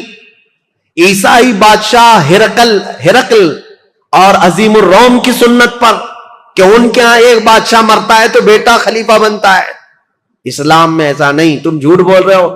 ابو بکر اور عمر کی سنت ہوتی تو ابو بکر نے اپنے بیٹے کو خلیفہ نہیں بنایا, عمر نے اپنے بیٹے کو خلیفہ نہیں بنایا, بلکہ ان خلفاء نے اپنے خاندان کو خلافت سے دور رکھا رضوان اللہ علیہ مجمعین. حضرت عبد الرحمن بن ابو بکر کھڑے ہو گئے. پھر حضرت عبداللہ بن عمر اور عبداللہ بن زبیر, یہ دو بڑے صحابہ تھے, ان سے پوچھا گیا تو انہوں نے کہا ہم نے یہ سوچا تھا کہ امیر معاویہ اس معاملے میں اچھا کریں گے, خیر خواہی کا ان کے ساتھ ہمارا معاملہ تھا, لیکن ہم ان کی خلافت کو صرف اس لیے تسلیم کیے ہوئے تھے 20 سال سے امیر معاویہ کی کہ ہم جنگیں دیکھ چکے تھے, مسلمانوں کا خون نہ بہے, ورنہ امیر معاویہ سے افضل صحابہ بھی موجود تھے خلافت کے وقت, لیکن ہم نے ان کو تسلیم کیا. تو اس کا مطلب یہ نہیں ہے کہ اب امیر معاویہ کے خاندان میں بھی یہ چلتا رہ جائے صحابہ میں سے. اب آئی بات امام حسین کی. امام حسین رضی اللہ تعالیٰ عنہ اس وقت مدینے میں موجود تھے. آپ کے پاس یہ بات آئی تو آپ نے بھی اس کا رد کر دیا. یہ معاملات ابھی چل رہے تھے اور زمانہ تاریخ ہجری کا 60ویں ہجری کو پہنچا تھا. رسول کریم صلی اللہ تعالی علیہ وسلم کی وفات کو 50 سال گزر چکے تھے. امیر معاویہ ایک دن بیماری کی حالت میں اس دار فانی کو کوچ کر گئے, انتقال ہو گیا. خلافت کا معاملہ لٹک گیا, اور اس طرح کہ انہوں نے آلریڈی اعلان تو کر دیا تھا, آدھا اعلان, اور سب کو متی نہیں بنا لیے, سب کے ساتھ منظوری نہیں ہوئی, اس لیے خلافت کا معاملہ لٹکا ہوا تھا. ظاہر سی بات ہے خلیفہ برحق اس وقت ہوگا جب سارے لوگ ایک ساتھ بیعت کر لیتے. بڑے صحابہ مدینے کے, مکہ کے اور حجاز کے بہت سارے صحابہ نے اس کا انکار کیا تھا. کوفہ کے بھی بہت سارے صحابہ جو موجود تھے انہوں نے انکار کیا تھا کہ یہ وصیت نہیں مانی جائے گی, مسلمانوں کے معاملات مسلمانوں کے ہاتھ میں رکھے جائیں, وہ جسے چاہیں منتخب کریں. ان معاملات پر آ کر اب تاریخ رک گئی ہے. اب یہاں سے امیر معاویہ کے انتقال کے بعد جو اصل مسئلے شروع ہوتے ہیں, دوسرے دن یزید کو بیٹھنا ہے اور پھر وہ کربلا کی داستان شروع ہوتی ہے. انشاءاللہ العزیز ہمارے پاس 2 دن باقی ہیں. کل کی شب 10ویں شب ہے, اور اس کے بعد سنیچر کے دن دوپہر میں سے پہلے شہادت کے امام حسین کے وہ واقعات, کربلا تک کے معاملات آپ کے سامنے رکھے جائیں گے انشاءاللہ. میں نے تاریخ اسلام کو حضور اکرم صلی اللہ تعالی علیہ وسلم کی بعثت سے پہلے سے لے کر عرب کے حالات, دنیا کے حالات سے لے کر یہاں تک بیان کیا. صدیق اکبر کا زمانہ, فاروق اعظم کا زمانہ, عثمان بن عفان کا زمانہ, حیدر کرار کا زمانہ رضی اللہ عنہم اجمعین, امام حسن مجتبی, اور ان کے بعد امیر معاویہ کی 20 سالہ خلافت کا دور. اس کے بعد جو حالات آئے وہ مسلمانوں کے لیے بڑے گمبھیر حالات ہیں.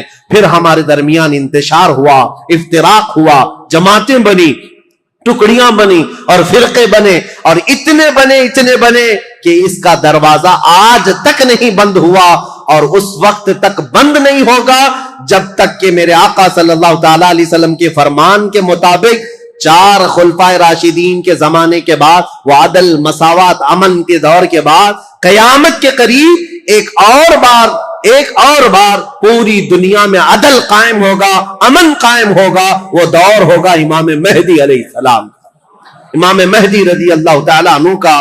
اس امام برحق کے آنے تک یہ افتراق، یہ انتشار، یہ فرقے، یہ جماعتیں، یہ ٹکڑیاں، یہ اختلافات یہ چلتے رہیں گے۔ لیکن مسلمانوں، آپ سے میری یہ گزارش ہے، اس پوری تاریخ کی سچائیوں کو رکھو اور اس کے بعد اپنی زبانیں اور اپنی عقلیں سنبھال کر بات کرنا کہ تم جن کے بارے میں بات کرنے جا رہے ہو وہ رسول اللہ کے صحابہ ہیں۔ قیامت تک جو سب سے اچھے لوگ پیدا ہونے والے تھے، ان سب کو چن کر کے اللہ نے رسول کا صحابی بنایا۔ رسول اللہ کے جو صحابہ ہیں، میرے آقا نے خود فرمایا، میرا ایک صحابی جو کے دانے کے برابر خیرات کرے اور امت پوری مل کر کے احد پہاڑ کے برابر سونا خیرات کرے، تب بھی میری صحابی کی خیرات کے برابر نہیں ہو سکتے، وہ صحابہ کے مقام کو نہیں پہنچ سکتے۔ اس لیے خبردار خبردار، یہ محرم کے مجالس میں بعض لوگ یہ فتنہ انگیزیاں شروع کر چکے ہیں۔ ابھی کل ہی کی بات ہے، ایک صاحب مجھ سے ٹرول کرتے ہوئے سوال کر رہے تھے، اعتراض کر رہے تھے۔ اگر وہ میری آج کی بھی بات سنتے ہوں تو ان کے لیے جواب یہ ہے، وہ یہ کہتے ہیں آپ تو بلاتے ہیں امام حسین کے نام پر، اور یہ محرم کے بیانات ہوتے امام حسین کے نام پر، اور آپ تو صحابہ کی باتیں کرنے لگ گئے ہیں یا خلفائے راشدین کی باتیں کر رہے ہیں۔ اگر اس صاحب کو ایسا لگتا ہے تو میں ان کے لیے جواب دیتا ہوں، تمہیں ابھی تک حقیقت پتہ نہیں رسول اللہ صلی اللہ تعالیٰ علیہ وسلم کے ان صحابہ کی۔ ہم ان صحابہ کرام کی فضیلت ہر دور میں بیان کرتے ہیں، بلکہ مولا حسین کو تم نے یہ خاص کر رکھا ہے کہ محرم کے لیے ہے۔ مولا حسین محرم کے لیے نہیں، ہر دن کے لیے ہے اور ہر رات کے لیے ہے۔ ہم کربلا والے سنی حضرات امام حسین کو محرم کے لیے خاص کر نہیں رکھے ہیں، بلکہ ہمارا تو یہ عزم ہے، ہمارے بچے جوان ہوں تو حسین ابن علی کی شہادت کے بیان کے بعد جوان مردی اور بہادری کے ساتھ کھڑے ہو سکے۔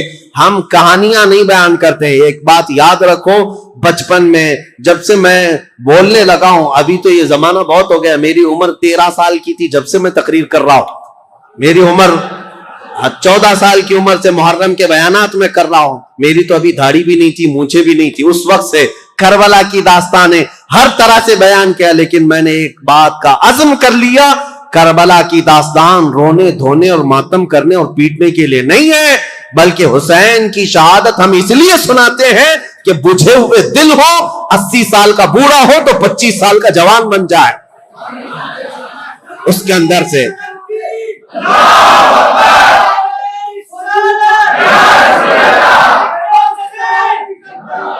میرے عزیزوں، یہ ہے عزیزان گرامی وقار، مولا حسین ابن علی رضی اللہ تعالیٰ عنہ کا ذکر پاک ہم اس لیے کرتے ہیں کہ بزدلی ختم ہو جائے، ڈر ختم ہو جائے۔ میرے 2 منٹ کی اس گفتگو میں لوگوں کو جوانی آ سکتی ہے، تو حسین ابن علی کا پورا تذکرہ اگر پڑھ لو تو کیا جوانی نہیں آئے؟ میرے عزیزوں، حقیقت یہی ہے کہ ہم نے کربلا کی داستانیں سنی ہیں تو رونا دھونا تو اپنی جگہ پر، غم ہے ہمیں حسین کا، اور یہ غم ہماری موت تک ختم نہیں ہو سکتا۔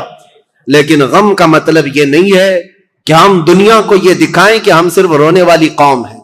ہاں، حسین ابن علی رضی اللہ تعالیٰ عنہ کے شہادت کا غم ہے تو دنیا کو ہم یہ بھی بتائیں کہ اس حسین نے ہمیں جواں مردی، استقلال اور استقامت بھی سکھایا ہے، کہ ہمیشہ اپنی طرف نظر کرتے ہوئے یہ مت دیکھنا کہ میری جماعت میں 22 لوگ ہیں، 70 لوگ ہیں، 80 لوگ ہیں، بلکہ حسین کا یہ پیغام ہے، کوانٹیٹی نہیں دیکھی جائے گی، کوالٹی دیکھی جائے گی۔ چاہے 22,000 کی تعداد ہو کہ 22 لاکھ کی تعداد ہو۔ اسی لیے آج میں اکثر یہ جملہ کہتا ہوں جب لوگ ہم سے یہ کہتے ہیں مولانا آپ جس ملک میں رہ رہے ہیں ہم مائنورٹی میں ہیں، حالات اچھے نہیں ہیں، ہم ان سے یہی کہتے ہیں میرے ہاں آج کی مائنورٹی دیکھ رہے ہو آپ 30 کروڑ کی تعداد میں ہو کر کے بھی ابھی بھی کہتے ہو ہم مائنورٹی میں ہیں۔ دنیا کی سب سے بڑی مائنورٹی میں تو حسین تھے جو کربلا کے میدان میں اترے۔ انہوں نے کبھی یہ جملہ نہیں کہا کہ ہم تعداد میں کم ہیں، بلکہ اپنے ہر بیٹے کو میدان میں اتارا، 6 مہینے کے بچے کو بھی لے کر کے آ گئے اور مولا رب العالمین کی بارگاہ میں اس کی شہادت پر یہ نہیں کہا میں مظلوم مارا گیا، میرا بیٹا مارا گیا، بلکہ رب العالمین کی بارگاہ میں اس حسین نے یہ عرض کیا تھا پورے مسلمانوں کو پیغام دیتے ہوئے، اے اللہ دین اسلام پر آنے والی مصیبتوں پر میرے 6 ماہ کے بچے کی قربانی بھی قبول فرما رب العالمین کی بارگاہ میں۔ اسی لیے عزیزان گرامی وقار، ہماری اب یہ جو کربلا کی تاریخ شروع ہوتی ہے وہ امیر معاویہ کے انتقال کے بعد اب ملک شام کے جو حالات بدلے، دمشق کے حالات بدلے، کوفہ کے حالات بدلے، مدینہ طیبہ کے حالات بدلے، یہاں عبداللہ بن زبیر مکہ میں تھے، عبداللہ بن عمر مدینہ میں تھے، ان سب صحابہ کے درمیان جو ایک کشمکش چل رہی تھی، اب اگلا دور کس کا ہوگا، اب کیسے ہوگا، ان حالات میں جو حالات برے ہوئے صحابہ کے ساتھ، اب وہ تاریخی کڑوی باتیں بھی کل ہمیں سننے کے لیے جگر رکھنا ہے۔ اللہ کریم ہماری تاریخ کی سچائیوں میں آنے والے جو برے واقعات ہیں ان سے قوم مسلم کو عبرت لینے کی توفیق عطا فرمائے۔ رب العالمین ہمیں ہر یزیدی فتنے سے محفوظ فرمائے۔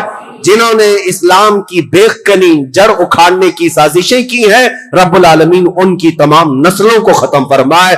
جو اسلام اور بانی اسلام کی طرف انگلی اٹھائے، رب العالمین تو اس ظالم گستاخ کو کیفر کردار تک پہنچا، اور مولا کریم اسلام کے اس کھیتی کو، اس باغیچے کو خزاں پہنچنے سے اس کو لہلہاتا ہوا سرسبز و شاداب فرما دے۔ آج زمانے کو پھر سے ہے ضرورت حسین کی، اور ہر دور میں جو یزیدی فتنہ آتا ہے اس دور کو ختم کرنے کے لیے مولا تیری بارگاہ میں اس محرم کے مجالس میں ہم یہ دعا کرتے ہیں، ہمارے مجمع میں، ہمارے جلسوں میں، ہمارے محلے میں اب فاطمہ کا بیٹا حسین تو نہیں آ سکتا، مولا حسین کی چھاؤں میں پلنے والا کوئی جوان قائد ہمیں عطا فرما، غلام حسین عطا فرما، جو صلاح الدین کا بازو لے کر آئے، جو خالد بن ولید کی تلوار لے کر آئے، جو شہاب الدین کا حوصلہ لے کر آئے، جو اورنگزیب کی دانائی لے کر کے آئے۔ رب العالمین ہم سب مسلمانوں کو کھوئی ہوئی عزت اور وقار عطا فرما۔ وآخر دعوانا الحمدللہ رب العالمین۔